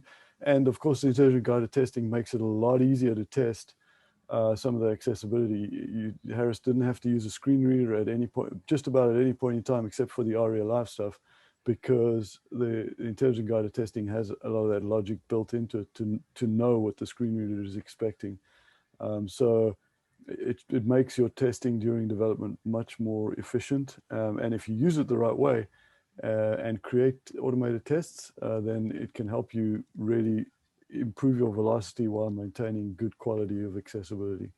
And hopefully that's a big takeaway that you took from the 2 days, is to see how starting with design communication, good coding practices, and the right tools, you can build accessibility into your agile development process in a way that is sustainable and doesn't overwhelm your dev teams. So I hope that that came across. And yeah, please come to the Axe community Slack if you want to get hold of us. If you have any follow-on questions, I know there was a lot of discussion we couldn't follow up on, but the Axe community is a great place to reach us as well as other people in the community who have answers and can help you as well. So thank you very much for attending. Yeah, and just one thing that we might not have covered, didn't want to gloss over, is don't leave your design team alone into making these decisions. Definitely collaborate with them. I hear too many stories of design teams being completely not integrated in your team, completely separate, and just kind of throw wireframes at the developers over the fence and just assume that everything's going to be fine. If you work in a really collaborative team, I highly recommend getting those designers to work with the developers, and maybe even keep an eye on the implementation to make sure that everything looks good. But the cool thing here is the annotations, like I keep saying, are basically lists, concrete lists of requirements. And that helps me, like I said, write unit tests initially, helps me implement things with accessibility in mind. But it also, these requirements are useful for if your team has quality assurance engineers. These QA engineers can actually can test the dev server of your app, let's say, and ensure that you're using a button here. So it really helps every aspect of that software development lifecycle, bake accessibility into your product.